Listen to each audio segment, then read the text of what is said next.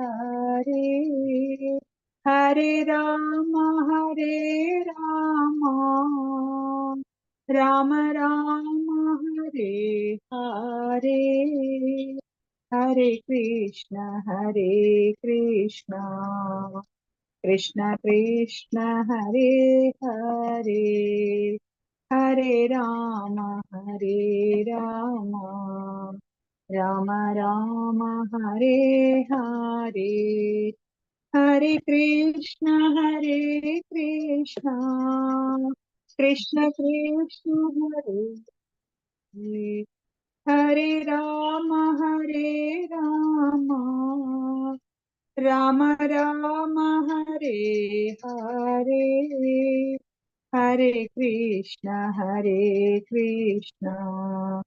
कृष्ण कृष्ण हरे हरे हरे राम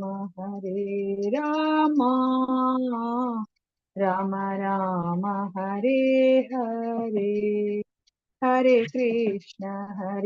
कृष्ण कृष्ण कृष्ण हरे हरे हरे राम राम राम हरे हरे हरे कृष्णा श्री कृष्ण अर्पण। हरे कृष्णा माता जी। अश्मित जी सौम्य माता जी हरे कृष्णा। ಹರೇ ಕೃಷ್ಣ ಮಾತಾಜಿ. ಹರೇ ಕೃಷ್ಣ ಮಾತಾಜಿ। ಇವತ್ತಿನ ತರಗತಿ ನಾನು ಶುರು ಮಾಡ್ತಾ ಇದ್ದೀನಿ ಮಾತಾಜಿ। ಓಂ ನಮೋ ಭಗವತೆ ವಾಸುದೇವಾಯ ಓಂ ನಮೋ ಭಗವತೆ ವಾಸುದೇವಾಯ ಓಂ ನಮೋ ಭಗವತೆ ವಾಸುದೇವಾಯ। ಇಸ್ಕಾನ್ ಮಂಗಳೂರು ಶ್ರೀ ಶ್ರೀ ರಾಧಾ ಗೋವಿಂದ ದೇವಸ್ಥಾನದ ವತಿಯಿಂದ ನಡೆಸಿಕೊಡುತ್ತಿರುವ ಎರಡನೇ ಹಂತದ ಭಗವದ್ಗೀತೆ ತರಗತಿಗಳಿಗೆ ಎಲ್ಲರಿಗೂ ಸ್ವಾಗತವನ್ನು ಕೋರುತ್ತಾ ಇದ್ದೇನೆ। ಶ್ರೀ ಶ್ರೀ ರಾಧಾ ಗೋವಿಂದ ಅವರ ಚರಣಾರ ವಿಂದಗಳಲ್ಲಿ ನನ್ನ ನಮಸ್ಕಾರಗಳನ್ನು ಸಲ್ಲಿಸುತ್ತಾ ಈ ಕೃಷ್ಣ ಪ್ರಜ್ಞೆಯನ್ನು ಪ್ರಪಂಚದಾದ್ಯಂತ ಹರಡಿರುವ ಇಸ್ಕಾನ್ ಸಂಸ್ಥೆಯ ಸಂಸ್ಥಾಪಕ ಆಚಾರ್ಯರಾದ ಅಭಯ ಚರಣಾರವಿಂದ ಭಕ್ತಿ ವೇದಾಂತ ಸ್ವಾಮಿ ಶ್ರೀಲ ಪ್ರಭುಪಾದ ಅವರಿಗೂ ನನ್ನ ನಮನಗಳನ್ನು ಸಲ್ಲಿಸುತ್ತಾ ಈ ದೇವಸ್ಥಾನದ ಮುಖ್ಯಸ್ಥರು, ಈ ಕಾರ್ಯಕ್ರಮದ ಕಾರ್ಯಕರ್ತರುಗಳು ಮತ್ತು ನನ್ನ ಗುರುಗಳಾದ ಪೂಜ್ಯ ಮಿಷ್ಠಾಸ್ ಪ್ರಭುಜಿಯವರು ನನ್ನ ನಮಸ್ಕಾರಗಳನ್ನು ಸಲ್ಲಿಸುತ್ತಾ ಗುರು ಪ್ರಾರ್ಥನೆಯೊಂದಿಗೆ ನಾನು ಇವತ್ತಿನ ತರಗತಿಯನ್ನ ಶುರು ಮಾಡುತ್ತಾ ಇದ್ದೇನೆ। ಓಂ ಅಜ್ಞಾನತಿಮಿರಾಂಧಸ್ಯ ಜ್ಞಾನಾಂಜನಶಲಾಕಯಾ ಚಕ್ಷುರುನ್ಮೀಲಿತಂ ಯೇನ ತಸ್ಮೈ ಶ್ರೀ ಗುರವೇ ನಮಃ। ಶ್ರೀ ಚೈತನ್ಯ ಮನೋಭೀಷ್ಟಂ ಸ್ಥಾಪಿತಂ ಯೇನ ಭೂತಲೆ ಸ್ವಯಂ ರೂಪಃ ಕದಾ ಮಹ್ಯಂ ದದಾತಿ ಸ್ವಪದಾಂತಿಕಂ। ವಂದೇಹಂ ಶ್ರೀಗುರೋಃ ಶ್ರೀಯುತಪದಕಮಲಂ ಶ್ರೀಗುರುನ್ ವೈಷ್ಣವಾಂಶ್ಚ ಶ್ರೀರೂಪಂ ಸಾಗ್ರಜಾತಂ सहगण रघुनाथान्वितं तं सजीवं साद्वैतं सावधूतं परिजनसहितं कृष्ण चैतन्य देवं श्रीराधा कृष्णपादान् सहगण ललिता श्रीविशाखान्वितांश्च। हे कृष्णा करुणा सिन्धो दीनबन्धो जगत्पते गोपेश गोपिका कान्ता राधा कान्त नमोस्तुते। तप्त कांचन गौरांगी राधे वृंदावनेश्वरी वृषभानुसुते देवी प्रणमामि हरिप्रिये। वाञ्छाकल्पतरुभ्यश्च कृपा सिन्धुभ्य एव च पतितानां पावनेभ्यो वैष्णवेभ्यो नमो नमः। नमो विष्णुपदाय कृष्णपृष्ठाय भूतले श्रीमते भक्ति वेदांत स्वामिन् इति नामिने। नमस्ते सरस्वते देवे गौरवाणी प्रचारिणे निर्विशेष शून्यवादी पाश्चात्य देशतारिणे।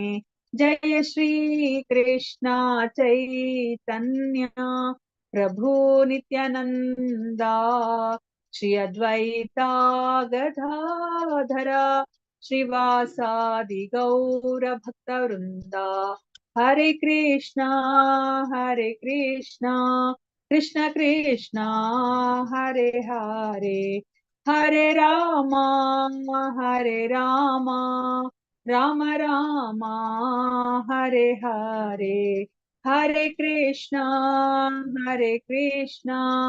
कृष्ण कृष्ण हरे हरे हरे राम राम राम हरे हरे ಹರೇ ಕೃಷ್ಣ ಹರೇ ಕೃಷ್ಣ ಕೃಷ್ಣ ಕೃಷ್ಣ ಹರೇ ಹರೇ ಹರೇ ರಾಮ ರಾಮ ರಾಮ ಹರೇ ಹರೇ. ಹರೇ ಕೃಷ್ಣ. ಮಾತಾಜಿಗಳ ಪ್ರಭುಜಿಗಳೇ, ಎಲ್ಲರಿಗೂ ಮತ್ತೊಮ್ಮೆ ನಾನು ಈ ಕಾರ್ಯಕ್ರಮಕ್ಕೆ ಸ್ವಾಗತವನ್ನ ಕೋರ್ತಾ ಇದ್ದೀನಿ. ಶ್ರೀ ಶ್ರೀ ರಾಧಾ ಗೋವಿಂದ ಅವರಲ್ಲಿ ಪ್ರಾರ್ಥನೆಯನ್ನ ಮಾಡ್ಕೊಳ್ಳಿ, ಈ ಭಗವದ್ಗೀತೆ ಜ್ಞಾನ ನಿಮ್ಗೆ ಚೆನ್ನಾಗಿ ಅರ್ಥ ಆಗಿ ಅದನ್ನ ನಿಮ್ಮ ಜೀವನದಲ್ಲಿ ಅಳವಡಿಸ್ಕೊಳ್ಳೋ ತರ ಆಗ್ಲಿ ಅಂತ ಹೇಳ್ಬಿಟ್ಟು ನಾನು ಸಹ ಶ್ರೀ ಶ್ರೀ ರಾಧಾ ಗೋವಿಂದರಲ್ಲಿ ಪ್ರಾರ್ಥನೆಯನ್ನ ಮಾಡ್ಕೋತೀನಿ. ಈ ಗುರು ಪರಂಪರೆಯಲ್ಲಿ ಬಂದಿರುವಂತಹ ಈ ಉತ್ತಮೋತ್ತಮವಾದ ಜ್ಞಾನವನ್ನ ಗುರು ಪರಂಪರೆಯ ಅನುಗ್ರಹದಿಂದ ನಿಮ್ಗೆ ಅರ್ಥ ಆಗೋ ರೀತಿಯಲ್ಲಿ ತಲುಪಿಸುವಂತಹ ಶಕ್ತಿಯನ್ನ ನನಗೆ ಕೊಡ್ಲಿ ಅಂತ ಹೇಳ್ಬಿಟ್ಟು ಹರೇ ಕೃಷ್ಣ ಕೃಷ್ಣ ಕೃಷ್ಣ ಹರೇ ಹರೇ ಹರೇ ರಾಮ ರಾಮ ರಾಮ ಹರೇ ಹರೇ ಕೃಷ್ಣ. ಹರೇ ಕೃಷ್ಣ. ನಾವ್ ಯಾವ ಒಂದು ಅಧ್ಯಾಯವನ್ನ ನಾವು ತಿಳ್ಕೊತಾ ಇದ್ವಿ? ಮಾತಾಜಿ ಭಕ್ತಿ ಸೇವೆ ಅಧ್ಯಾಯ 12 ಭಕ್ತಿ ಸೇವೆ ಬಗ್ಗೆ ತಿಳ್ಕೊಂತಿದ್ವಿ ಮಾತಾಜಿ. ಮುಖ್ಯವಾಗಿ ಏನನ್ನ ತಿಳ್ಕೊಂಡ್ರಿ ಮಾತಾಜಿ ನೀವು ಈ ಅಧ್ಯಾಯದಲ್ಲಿ? ಮಾತಾಜಿ ಇದ್ರಲ್ಲಿ ಕೃಷ್ಣ ಅರ್ಜುನ ಕೇಳ್ತಾರೆ, ನಿನ್ನನ್ನ ಯಾವ ರೂಪದಲ್ಲಿ ಪೂಜೆ ಮಾಡ್ಬೇಕು ಅಂತ ವಿವರಿಸುವಂತ ಕೃಷ್ಣನ ಕೇಳ್ತಾರೆ.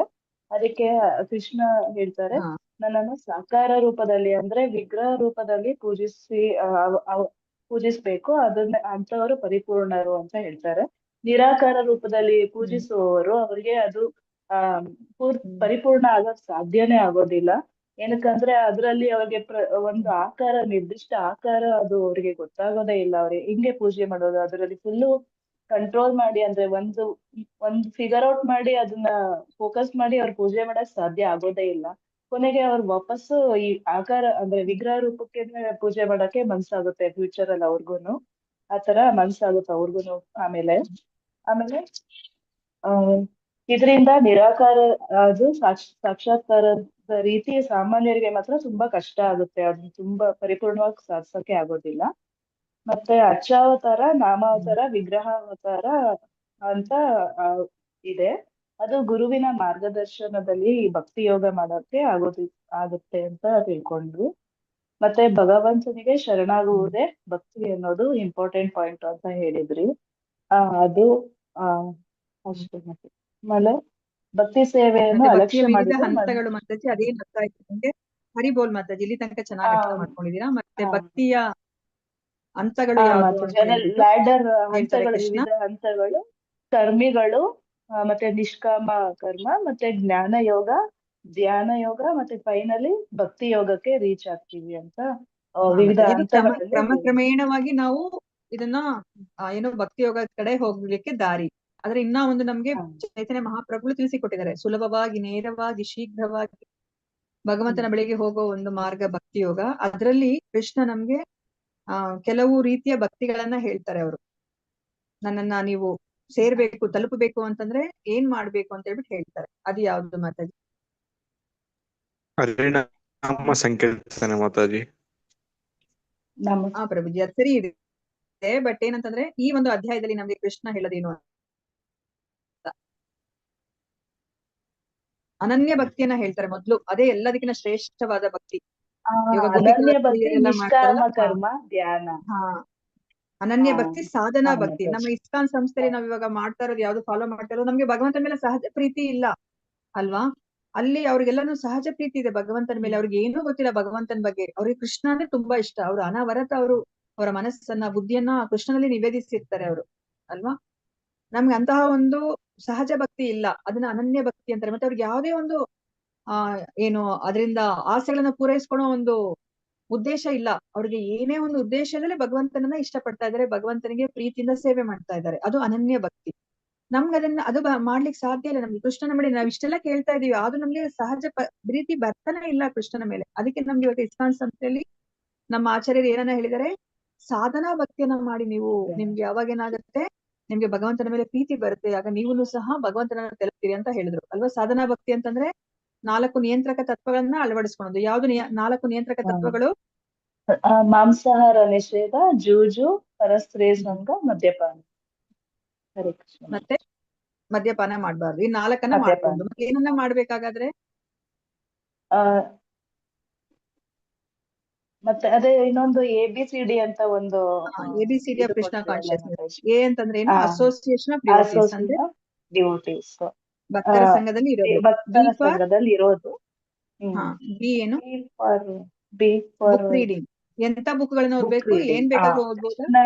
Krishna related books. ಅಂದ್ರೆ ಭಗವದ್ಗೀತೆ ಮತ್ತು ಭಗವದ್ಗೀತಾ, ಭಾಗವತ ಭಾಗವತಂ. ಮಾತಾಜಿ. ಅದನ್ನ ಓದ್ಬೇಕು. ಕರೆಕ್ಟ್. ಆಮೇಲೆ C for C for chanting Mataji. Hare Krishna Chanting. ಮಹಾಮಂತ್ರನ ನಾವು ಹೇಳ್ಕೋಬೇಕು. ಮತ್ತೆ D for diet. Dance. D for diet. ಇದು ಡ್ಯಾನ್ಸ್ ಆಗುತ್ತೆ. D ಫಾರ್ ಡಯಟ್ ಮುಖ್ಯವಾಗಿ, ಅದಾದ್ಮೇಲೆ ಡ್ಯಾನ್ಸ್. ಮತ್ತೆ E ಫಾರ್ ಏಕಾದಶಿ, ಆತರ ಹಂಗ್ ಬರುತ್ತೆ. So at least ABCD of Krishna consciousness ಇಷ್ಟನ್ನ ಫಾಲೋ ಮಾಡಿದ್ರೆ ಏನಾಗುತ್ತೆ, ನಾವು ಭಗವಂತನ ಬಳಿಗೆ ಹೋಗ್ಬೋದು. ಇದನ್ನ ಸಾಧನಾ ಭಕ್ತಿ ಅಂತ ಹೇಳ್ಬಿಟ್ಟು ಕರಿತೀವಿ. ನಾವು ಇದನ್ನ ಮಾಡ್ತಾ ಇದ್ರೆ ನಮ್ಗೆ ಭಗವಂತನ ಮೇಲೆ ಅದನ್ನ ಆ ಒಂದು 9 ಹಂತಗಳನ್ನ ನಾವು ತಿಳ್ಕೊಂಡಿದೀವಲ್ವಾ. ಭಕ್ತಿಯ 9 ಹಂತಗಳು: ಶ್ರದ್ಧಾ, ಸಾಧುಸಂಗ, ಭಜನ, ಕ್ರಿಯೆ, ಅನರ್ಥ ನಿವೃತ್ತಿ, ನಿಷ್ಠಾ, ರುಚಿ, ಆಸಕ್ತಿ, ಭಾವ, ಪ್ರೇಮ.